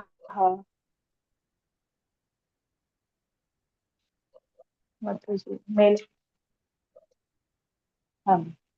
ಶ್ರೀಲ ಪ್ರಭುಪಾದರಿಂದ ಅನುವಾದ. ಶ್ರೀಲ ಪ್ರಭುಪಾದರಿಗೆ ಜಯವಾಗಲಿ. ಅರ್ಜುನನು ಹೇಳಿದನು, ಪ್ರೀತಿಯ ಕೃಷ್ಣನೇ, ಪ್ರಕೃತಿ ಪುರುಷ ಕ್ಷೇತ್ರ ಕ್ಷೇತ್ರಜ್ಞ ಜ್ಞಾನ ಮತ್ತು ಜ್ಞಾನದ ಗುರಿ ಇವನ್ನು ತಿಳಿದುಕೊಳ್ಳಲು ಬಯಸುತ್ತೇನೆ. ದೇವೋತ್ತಮ ಪರಮ ಪುರುಷನು ಹೇಳಿದನು, ಕೌಂತೆಯನೇ, ಈ ದೇಹವನ್ನು ಕ್ಷೇತ್ರವೆಂದು ದೇಹವನ್ನು ತಿಳಿದವನನ್ನು ಕ್ಷೇತ್ರಜ್ಞನೆಂದು ಕರೆಯುತ್ತಾರೆ. ಹರೇ ಕೃಷ್ಣ ಮಾತಾಡಿ. ಧನ್ಯವಾದ. ಹರೇ ಕೃಷ್ಣ ಮಾತಾಡಿ. ಧನ್ಯವಾದಗಳನ್ನ. ಅಟೆಂಡೆನ್ಸ್ ಲಿಂಕ್ ಅನ್ನ ಹಾಕ್ತಾ ಇದೀನಿ, ಎಲ್ಲರೂ ಅಟೆಂಡ್.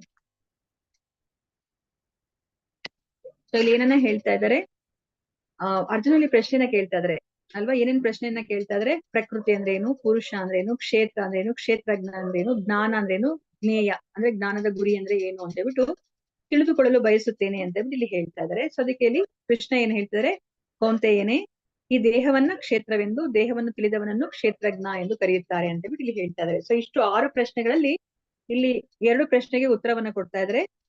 ಇಲ್ಲಿ ಕ್ಷೇತ್ರ ಮತ್ತೆ ಕ್ಷೇತ್ರಜ್ಞ ಅಂತಂದ್ರೆ ಏನು ಅಂತ ಹೇಳ್ಬಿಟ್ಟು ತಿಳಿಸಿ ಕೊಡ್ತಾ ಇದಾರೆ ಅಲ್ವಾ. ನೋಡಿ, ನಾವ್ ಇಷ್ಟ ದಿವಸ ನಮ್ಗೆ ಈ ವ್ಯತ್ಯಾಸ ಗೊತ್ತಿತ್ತಾ? ಕ್ಷೇತ್ರ ಮತ್ತೆ ಕ್ಷೇತ್ರಜ್ಞ ಅಂತ ಆ ವ್ಯತ್ಯಾಸ ಗೊತ್ತಿತ್ತಾ ಭಗವದ್ಗೀತೆಗೆ ಬರ್ಲಿಕ್ಕಿನ್ನ ಮುಂಚೆ? ಇಲ್ಲ ಮಾತಾಜಿ. ಅಲ್ವಾ. ನೋಡಿ, ಎಷ್ಟು ಒಂದು ಅಜ್ಞಾನದಲ್ಲಿ ನಾವು ಬದುಕಿದೀವಿ ಅಂತ ಅನ್ಸೋದಿಲ್ವಾ? ನಾವ್ ನೋಡಿದ್ರೆ ಎಷ್ಟೋ ಒಂದು ಡಿಗ್ರಿ ಹೋಲ್ಡರ್ಸ್ ಅಂತ ನಾವ್ ಅನ್ಕೋತಿರ್ತೀವಿ, ಅಲ್ಲದೆ ನಮ್ಗೆ ನಾವ್ ಯಾರಂತಾನೆ ಗೊತ್ತಿಲ್ಲ ಅಲ್ವಾ. ಇವಾಗ ನಾವು ಚೈತನ್ಯ ಚರಿತಾಮೃತದಲ್ಲಿ ನೋಡ್ತೀವಿ, ಸನಾತನ ಗೋಸ್ವಾಮಿ ಅವ್ರಿಗೆ ಎಷ್ಟೊಂದು ಭಾಷೆಗಳಲ್ಲಿ ಅವರು ಪ್ರವೀಣ. ಮತ್ತೆ ಅವರು ನವಾಬ್ ಹುಸೇನ್ ಶಾ ಅವರ ಆಸ್ಥಾನದಲ್ಲಿ ಅವರು ಪ್ರಧಾನ ಮಂತ್ರಿಯಾಗಿ ಇರ್ತಾರೆ. ಅವರು ಅಂತಹ ಜ್ಞಾನಿ ಅವರು. ಅವ್ರನ್ನು ಸಹ ಚೈತನ್ಯ ಮಹಾಪ್ರಭುಗಳ ಹತ್ರ ಬಂದಾಗ ಅವ್ರು ಅದನ್ನೇ ಹೇಳ್ತಾರೆ, ಎಲ್ಲರೂ ನನ್ನನ್ನ ಜ್ಞಾನಿ ಅಂತ ಹೇಳ್ತಾರೆ, ಆದ್ರೆ ಮಹಾಪ್ರಭುಗಳೇ ನನಗೆ ನಾನ್ ಯಾರಂತಾನೆ ಗೊತ್ತಿಲ್ಲ ನಾನು ಅಂತ ಹೇಳ್ಬಿಟ್ಟು ಅವ್ರು ಹೇಳ್ತಾರೆ. ನನಗೆ ಆ ಜ್ಞಾನೋದಯವನ್ನ ಮಾಡಿ ಅಂತ ಹೇಳ್ಬಿಟ್ಟು ಹೇಳ್ತಾರೆ. ನೋಡಿ, ನಮ್ಗೆ ಇಷ್ಟೆಲ್ಲ ತಿಳ್ಕೊಂಡ್ರು ಲೌಕಿಕವಾದ ಜ್ಞಾನ ಇದ್ರೂ ಸಹ ನಮ್ಗೆ ನಾವ್ ಯಾರಂತಾನೆ ಯಾರು ತಿಳಿಸಿ ಕೊಡೋದಿಲ್ಲ. ಹಾಗೆ ನಾವು ಜೀವನ ಮಾಡಿ ನಾವು ಮುಗಿಸ್ಬಿಡ್ತೀವಿ ಅಲ್ವಾ. ಈ ಮನುಷ್ಯ ಜನ್ಮವನ್ನ ವ್ಯರ್ಥ ಮಾಡ್ಕೊಂಡ್ಬಿಡ್ತೀವಿ. ಸೊ ಅದಕ್ಕೆ ನಮ್ಗೆ ಇಲ್ಲಿ ಕ್ಷೇತ್ರಜ್ಞದಲ್ಲಿ ಅಷ್ಟು ವ್ಯತ್ಯಾಸ ಇದೆಯಾ ಅಂತ ಹೇಳ್ಬಿಟ್ಟು ನಮ್ಗೆ ಈ ಭಗವದ್ಗೀತೆಯಲ್ಲಿ ನಮ್ಗೆ ಅರ್ಥ ಆಗಿದ್ದು ಅಲ್ವಾ. ಸೊ ಕ್ಷೇತ್ರ ಅಂದ್ರೆ ಏನು, ಕ್ಷೇತ್ರಜ್ಞ ಅಂದ್ರೆ ಏನು, ನೀವೇನಂತ ತಿಳ್ಕೊಂಡಿದೀರಾ? ಹರೇ ಕೃಷ್ಣ ಮಾತಾಜಿ. ಕ್ಷೇತ್ರಜ್ಞ ಅಂದ್ರೆ ಕ್ಷೇತ್ರ ಅಂದ್ರೆ ಸ್ಥಳ ಅಲ್ವಾ? ಕ್ಷೇತ್ರ ನಾವೊಂದು ಕ್ಷೇತ್ರಕ್ಕೆ ಹೋಗ್ತೀವಿ ಅಂತ ಹೇಳ್ತೀವಿ, ಒಂದು ಸ್ಥಳ, ಒಂದು ಜಾಗ ಅಲ್ವಾ. ಕ್ಷೇತ್ರ ಅಂದ್ರೆ ನಮ್ ದೇಹ ಮಾತಾಜಿ, ಕ್ಷೇತ್ರಜ್ಞ ಅಂದ್ರೆ ನಮ್ಮ ಒಳಗಿರೋ ಪರಮಾತ್ಮ ಮಾತಾಜಿ. ಪರಮಾತ್ಮನ ಪ್ರಭುಜಿ? ಅಲ್ಲ, ಕ್ಷೇತ್ರ ಅಂದ್ರೆ ನಮ್ ದೇಹ, ಕ್ಷೇತ್ರಜ್ಞ ಅಂದ್ರೆ ನಮ್ಮ ಆತ್ಮ. ಎರಡು ಪ್ರಭುಜಿ, ಆತ್ಮ ಪರಮಾತ್ಮ ಎರಡು. ಕ್ಷೇತ್ರಜ್ಞ ಅಂದ್ರೆ ಈ ದೇಹವನ್ನ ಯಾರು ತಿಳ್ಕೊಂಡಿದ್ದಾರೆ ಅವರು. ಹಾ ಹೌದಾ ಮತ್ತೆ ಈ ದೇಹವನ್ನ ಯಾರು ತಿಳ್ಕೊಂಡಿರೋದು? ಈ ದೇಹದ ಕುರಿತಾಗಿ ನಮಗೆ ಗೊತ್ತು, ಆತ್ಮಕ್ಕೆ ಗೊತ್ತು, ಮತ್ತೆ ಪರಮಾತ್ಮನಿಗೆ ಗೊತ್ತು. ಹಾಗಾದ್ರೆ ನಾವು ಪರಮಾತ್ಮ ಈಕ್ವಲ್ ಅಂತ ನೆಕ್ಸ್ಟ್ ಪ್ರಶ್ನೆ ಬರುತ್ತೆ. ದೇಹದ ಬಗ್ಗೆ ನನಗೂ ಗೊತ್ತು, ಪರಮಾತ್ಮನಿಗೂ ಗೊತ್ತು ಅಂದ್ರೆ ಹಂಗಾರೆ ನಾವಿಬ್ರು ಈಕ್ವಲ್ ಅಂತ ನಾವ್ ಹೇಳ್ತೀವಿ ಅಲ್ವಾ?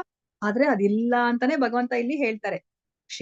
ಕ್ಷೇತ್ರಜ್ಞರು ಇಬ್ರಿದ್ದಾರೆ, ಆತ್ಮ ಮತ್ತೆ ಪರಮಾತ್ಮ. ಆದ್ರೆ ಅಗಾಧವಾದ ವ್ಯತ್ಯಾಸ ಇದೆ.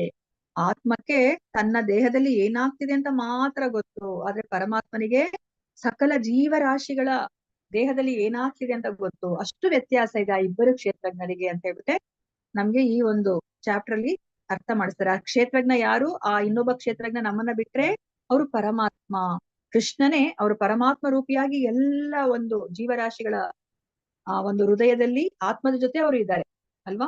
ಆ ಕ್ಷೇತ್ರಜ್ಞ ಬಗ್ಗೆ ಅಂದ್ರೆ ಪರಮಾತ್ಮನ ಬಗ್ಗೆ ನಾವು ಈ ಚಾಪ್ಟರ್ ಅಲ್ಲಿ ನಾವು ತಿಳ್ಕೊತಾ ಇದೀವಿ. ಕೃಷ್ಣನೇ ಹೇಳ್ತಾ ಇದ್ದಾರೆ, ನಾನು ಪರಮಾತ್ಮ ರೂಪಿಯಾಗಿ ನಾನಲ್ಲಿದ್ದೀನಿ ಅಂತ ಹೇಳ್ಬಿಟ್ಟು ಇಲ್ಲಿ ಹೇಳ್ತಾರೆ. ಸೊ ಇಲ್ಲಿ ಆ ಭಾವಾರ್ಥದಲ್ಲಿ ಪ್ರಭುಪಾದ ಏನ್ ಹೇಳ್ತಾರೆ ಅಂತ ಹೇಳ್ಬಿಟ್ಟು ನೋಡೋಣಂತೆ. ಈ ದೇಹಕ್ಕೆ ಕ್ಷೇತ್ರ ಎಂದು ಹೆಸರು. ಈ ದೇಹವನ್ನ ತಿಳಿದವನು ಕ್ಷೇತ್ರಜ್ಞ. ಯಾರು ಈ ದೇಹವನ್ನ ತಿಳ್ಕೊಂಡಿದ್ದಾರೆ, ಜ್ಞಾನ, ಈ ದೇಹದ ಬಗ್ಗೆ ಯಾರಿಗೆ ಜ್ಞಾನ ಇದೆಯೋ ಅವರು ಕ್ಷೇತ್ರಜ್ಞ ಅಂತ ಹೇಳಿ ಹೇಳ್ತಾ ಇದ್ದಾರೆ.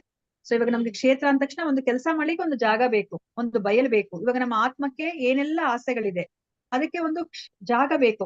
ಅದನ್ನ ನಮ್ಗೆ ಭಗವಂತ ಈ ಒಂದು ದೇಹವನ್ನ ಕೊಟ್ಟಿದ್ದಾನೆ. ಅಥವಾ ನಮ್ಗೆ ಈ ಜೀವನವನ್ನ ಸಾಗಿಸ್ಲಿಕ್ಕೆ ಒಂದು ಯಂತ್ರ ಬೇಕು. ನಾನು ಒಂದು ಜಾಗದಿಂದ ಇನ್ನೊಂದಕ್ಕೆ ಅಥವಾ ಒಂದು ಕಾರ್ಯವನ್ನ ಮಾಡ್ಲಿಕ್ಕೆ ಒಂದು ಯಂತ್ರ ಬೇಕು. ಆ ಯಂತ್ರವೇ ಈ ಒಂದು ದೇಹ. ಮತ್ತೆ ನಾವ್ ಇನ್ನ ಏನಕ್ಕೆ ಹೋಲಿಸ್ಕೊತೀವಿ ದೇಹವನ್ನ? ಬಟ್ಟೆಗೆ ಹೋಲಿಸ್ಕೊತೀವಿ ಅಲ್ವಾ? ಸೊ ನಾವ್ ಹೇಗೆ ಒಂದು ಬಟ್ಟೆಯನ್ನ ಹಾಕೊಂಡಿದೀವಿ ಹಾಗೆ ಒಂದು ಆತ್ಮ ಒಂದು ಬಟ್ಟೆನ ಹಾಕೊಂಡಿದೆ. ಸೊ ಇಲ್ಲಿ ಚಟುವಟಿಕೆಗಳ ಕುರಿತಾಗಿ ಇಲ್ಲಿ ಹೇಳ್ತಾ ಇದ್ದಾರೆ. ಕ್ಷೇತ್ರ ಅಂತಂದ್ರೆ ನಮ್ಮ ಕೆಲಸಗಳನ್ನ ಮಾಡ್ಲಿಕ್ಕೆ ಒಂದು ಜಾಗ ಬೇಕು, ಅದೇ ಈ ದೇಹ ಅಂತ ಹೇಳ್ಬಿಟ್ಟು ಇಲ್ಲಿ ಹೇಳ್ತಾ ಇದ್ದಾರೆ. ಸೊ ದೇಹ ಅಂದ್ರೆ ಏನು ಅಂತಂದ್ರೆ ಅದು ಈ ಇಂದ್ರಿಯಗಳಿಂದ ಆಗಿದೆ. ಸೊ ಬದ್ಧ ಆತ್ಮವು ಇಂದ್ರಿಯ ತೃಪ್ತಿಯನ್ನ ಬಯಸುತ್ತದೆ. ಯಾಕೆ ಇದು ನಮ್ಗೆ ಭಗವಂತ ಈ ದೇಹವನ್ನ ಕೊಟ್ಟಿದ್ದಾರೆ ಅಂತಂದ್ರೆ ನಾವ್ ಏನನ್ನ ಇಷ್ಟಪಟ್ವಿ, ನಾನ್ ಎಲ್ಲವನ್ನ ಅನುಭವಿಸ್ಬೇಕು ಅಂತ ಇಚ್ಛೆ ಪಟ್ವಿ. ಅದಕ್ಕೆ ಏನ್ ಮಾಡಿದ್ರು ನಮ್ಗೆ ಭಗವಂತ ಈ ಒಂದು ಇಂದ್ರಿಯಗಳಿರುವಂತಹ ಒಂದು ದೇಹವನ್ನ ನಮ್ಗೆ ಕೊಟ್ರು. ಆಯ್ತು, ನೀವು ಎಲ್ಲವನ್ನ ಅನುಭವಿಸಿ ಇಂದ್ರಿಯ ತೃಪ್ತಿ ಮಾಡ್ಕೋಬೇಕಾ, ಹಾಗಾದ್ರೆ ಒಂದು ದೇಹವನ್ನ ಕೊಡ್ತೀನಿ ಅಂತ ಹೇಳ್ಬಿಟ್ಟು ಇಲ್ಲಿ ದೇಹವನ್ನ ನಮ್ಗೆ ಅವರು ಕೊಟ್ರು. ಸೊ ಅದಕ್ಕೋಸ್ಕರ ಈ ದೇಹಕ್ಕೆ ಕ್ಷೇತ್ರ ಅಂತ ಹೇಳ್ಬಿಟ್ಟು ಕರೀತಾರೆ. ಅಥವಾ ಬದ್ಧ ಆತ್ಮದ ಚಟುವಟಿಕೆಗಳಿಗೆ ಬಯಲು ಎಂದು ಹೆಸರು. ಈ ಕ್ಷೇತ್ರಕ್ಕೆ ಬಯಲು ಅಂತಾನೂ ಸಹ ಕರೀತಾರೆ. ಅಲ್ಲಿ ಬದ್ಧ ಆತ್ಮ ತನ್ನ ಚಟುವಟಿಕೆಗಳನ್ನ ಅವನು ಮಾಡ್ತಾನೆ. ಸೊ ಕ್ಷೇತ್ರವನ್ನ ಬಲ್ಲವನು ಯಾರು? ಕ್ಷೇತ್ರಜ್ಞ. ಸೊ ಕ್ಷೇತ್ರಜ್ಞ ಅಂದ್ರೆ ಕ್ಷೇತ್ರವನ್ನ ಬಲ್ಲವನು ಅಂತ ಹೇಳ್ಬಿಟ್ಟು ಇಲ್ಲಿ ಹೇಳ್ತಾ ಇದ್ದಾರೆ. ಸೊ ಕ್ಷೇತ್ರಜ್ಞ, ದೇಹ ಮತ್ತು ದೇಹವನ್ನ ಬಲ್ಲವನು, ಇವರಲ್ಲಿ ವ್ಯತ್ಯಾಸವನ್ನ ತಿಳಿದುಕೊಳ್ಳುವುದು ಅಷ್ಟೇನು ಕಷ್ಟ ಅಲ್ಲ. ನೋಡಿ, ನಮ್ಗಿದು ಭಗವಂತ ಹೇಳಿದ ತಕ್ಷಣ ನಮ್ಗೆ ಇವಾಗ ಅರ್ಥ ಆಗೋಗ್ತಾ ಇದೆ. ಅಯ್ಯೋ ನೋಡಿ, ನಾವೆಷ್ಟು ಒಂದು ಮೂರ್ಖತೆಯಿಂದ ನಮ್ಮನ್ನ ನಾವು ಈ ದೇಹದಿಂದ ಗುರುತಿಸ್ಕೊಂಡ್ವಿ, ಆದ್ರೆ ನಾವು ಇಲ್ಲಿ ದೇಹದಲ್ಲಿ ವಾಸ ಮಾಡ್ತಾ ಇರೋರು ಅಂತ ಹೇಳ್ಬಿಟ್ಟು ನಮ್ಗೆ ಇವಾಗ ಗೊತ್ತಾಗುತ್ತೆ ಅಲ್ವಾ? ನಮ್ಮ ದೇಹದಲ್ಲಿ ಇದರಿಂದ ನಮ್ಗೆ ಇದು ಕಷ್ಟ ಇಲ್ಲ. ಯಾಕಂದ್ರೆ ಪ್ರಭುಪಾದರಲ್ಲಿ ಅರ್ಥ ಮಾಡಿಸ್ತಾ ಇದ್ದಾರೆ. ನಮ್ಮ ದೇಹದಲ್ಲಿ ಎಷ್ಟೊಂದು ಬದಲಾವಣೆ ಆಗ್ತಿದೆ. ಬದಲಾವಣೆ ಆದ್ರೂ ಸಹ ನಮ್ಮನ್ನ ನಾವು ಅದೇ ವ್ಯಕ್ತಿಯಾಗಿ ನಾವು ಉಳಿತೀವಿ. ಇವಾಗ ನಾನು ಒಂದು 10 ವರ್ಷ ಆದ್ಮೇಲೆ ನನ್ನ ಸ್ನೇಹಿತನನ್ನ ನೋಡಿದ್ರೆ ನಾನು ನನ್ನ ಸ್ನೇಹಿತ ಅಂದ್ರೆ ನಾನು ಅವನ್ನ ಗುರುತಿಸ್ತೀನಿ ಅಲ್ವಾ? ಅಂದ್ರೆ ಆ ದೇಹದಿಂದ ನಾನು ಗುರುತಿಸ್ತಾ ಇಲ್ಲ. ಯಾಕಂದ್ರೆ ಅಲ್ಲಿ ದೇಹದಲ್ಲಿ ಬದಲಾವಣೆ ಆಗ್ಬಿಟ್ಟಿದೆ. ನಾನ್ ನೋಡಿರೋ ದೇಹ ಬೇರೆ, ಈಗ ಅವನಲ್ಲಿ ಇರುವಂತಹ ದೇಹ ಬೇರೆ ಅಲ್ವಾ? ಆದ್ರೆ ನಾನು ಆ ವ್ಯಕ್ತಿನ ನಾನು ಗುರುತಿಸ್ತಾ ಇದ್ದೀನಿ. ಆದ್ರೆ ನನಗೆ ಅದು ಅರ್ಥ ಆಗ್ತಿಲ್ಲ. ನಾನು ದೇಹದಿಂದ ಅವನನ್ನ ಗುರುತಿಸ್ತಾ ಇಲ್ಲ, ವ್ಯಕ್ತಿಯಾಗಿ ನಾನು ಗುರುತಿಸ್ತಾ ಇದ್ದೀನಿ ಅಂತ ನಾನು ಅರ್ಥ ಮಾಡ್ಕೋತಾ ಇಲ್ಲ. ಅದನ್ನ ಇಲ್ಲಿ ಪ್ರಭುಪಾದರು ಹೇಳ್ತಾ ಇದಾರೆ. ಇದನ್ನ ಅರ್ಥ ಮಾಡ್ಕೊಳ್ಳೋದೇನು ಅಷ್ಟು ಕಷ್ಟ ಇಲ್ಲ. ಯಾಕಂದ್ರೆ ಬಾಲ್ಯದಿಂದ ಮುಪ್ಪಿನವರೆಗೆ ತನ್ನ ದೇಹದಲ್ಲಿ ಎಷ್ಟೋ ಬದಲಾವಣೆಗಳು ಆಗುತ್ತವೆ. ಇಷ್ಟಾದರೂ ತಾನು ಅದೇ ವ್ಯಕ್ತಿಯಾಗಿ ಉಳಿಯುತ್ತೇನೆ ಅಲ್ವಾ? ನಮ್ಮ ದೇಹದಲ್ಲಿ ಏನೇ ಬದಲಾವಣೆ ಆದ್ರೂ ನೋಡಿ, ನಾವ್ ಯಾವಾಗ್ಲೂ ಆ ಒಂದು ಚಿರ ಯೌವನದಲ್ಲಿ ನಾವು ಉಳಿತೀವಿ. ಅದಕ್ಕೆ ನಮ್ಗೆ ಕನ್ನಡಿ ಮುಂದೆ ನಿಂತ್ಕೊಂಡಾಗ ನಮ್ಗೆ ಬಿಳಿ ಕೂದಲು ಬಂದ್ರೆ ನನಗಾ ಬಂದಿರೋದು ಬಿಳಿ ಕೂದಲು ಅಂತ ಅನ್ಕೋತೀವಿ.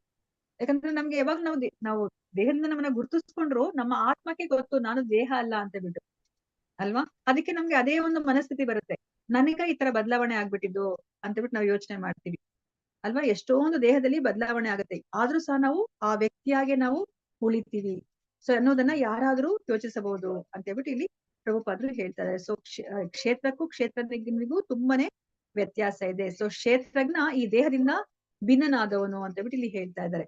ಸೊ ಇವಾಗ ನಮ್ಮನ್ನ ನಾವು ಹೇಗೆ ಗುರುತಿಸ್ಕೊತೀವಿ ಅಂತಂದ್ರೆ, ನಾನೊಬ್ಬ ಗಂಡಸು, ನಾನು ಹೆಂಗಸು, ನಾಯಿ, ಬೆಕ್ಕು ಅಂತ ಹೇಳ್ಬಿಟ್ಟು ನಮ್ಮನ್ನ ನಾವು ಗುರುತಿಸ್ಕೊತಾ ಇದೀವಿ ಅಲ್ವಾ? ಆದ್ರೆ ನಾವು ದೇಹದಿಂದ ಗುರುತಿಸ್ಕೊಂತಾ ಇರೋ ತರ.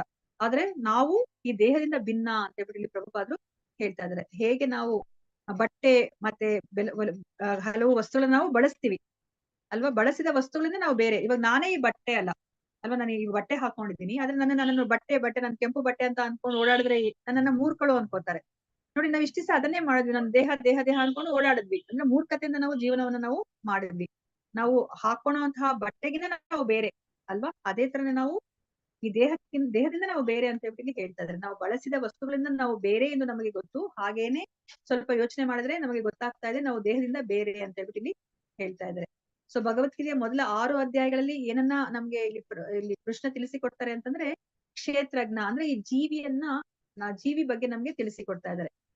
ಸೊ ಕ್ಷೇತ್ರಜ್ಞನನ್ನ ಅವನು ಪರಮ ಪ್ರಭುವನ್ನು ಅರ್ಥ ಮಾಡಿಕೊಳ್ಳಲು ಸಾಧ್ಯವಾಗುವ ಸ್ಥಾನವನ್ನ ವರ್ಣಿಸಿದೆ. ಮೊದಲು ನಮ್ಗೆ ಕೃಷ್ಣ ಹೇಳ್ಕೊಟ್ಟಿದ್ದೆ ನಮ್ಗೆ ಆತ್ಮಜ್ಞಾನವನ್ನ ವಿವರಿಸ್ತಾರೆ ಅಲ್ವಾ? ಮೊದ್ಲು ನಮ್ಗೆ ನಾವ್ ಯಾರು ಅಂತಾನೆ ಗೊತ್ತಾಗ್ಲಿಲ್ಲ ಅಂದಾಗ ಖಂಡಿತ ನಮ್ಮ ಕರ್ಮ ಏನು ಅಂತ ಬಿಟ್ಟು ನಮ್ಗೆ ಗೊತ್ತಾಗಲ್ಲ. ನಾನು ಏನ್ ಕೆಲಸ ಮಾಡ್ಬೇಕಂತಾನೆ ಗೊತ್ತಾಗೋದಿಲ್ಲ ಅಲ್ವಾ?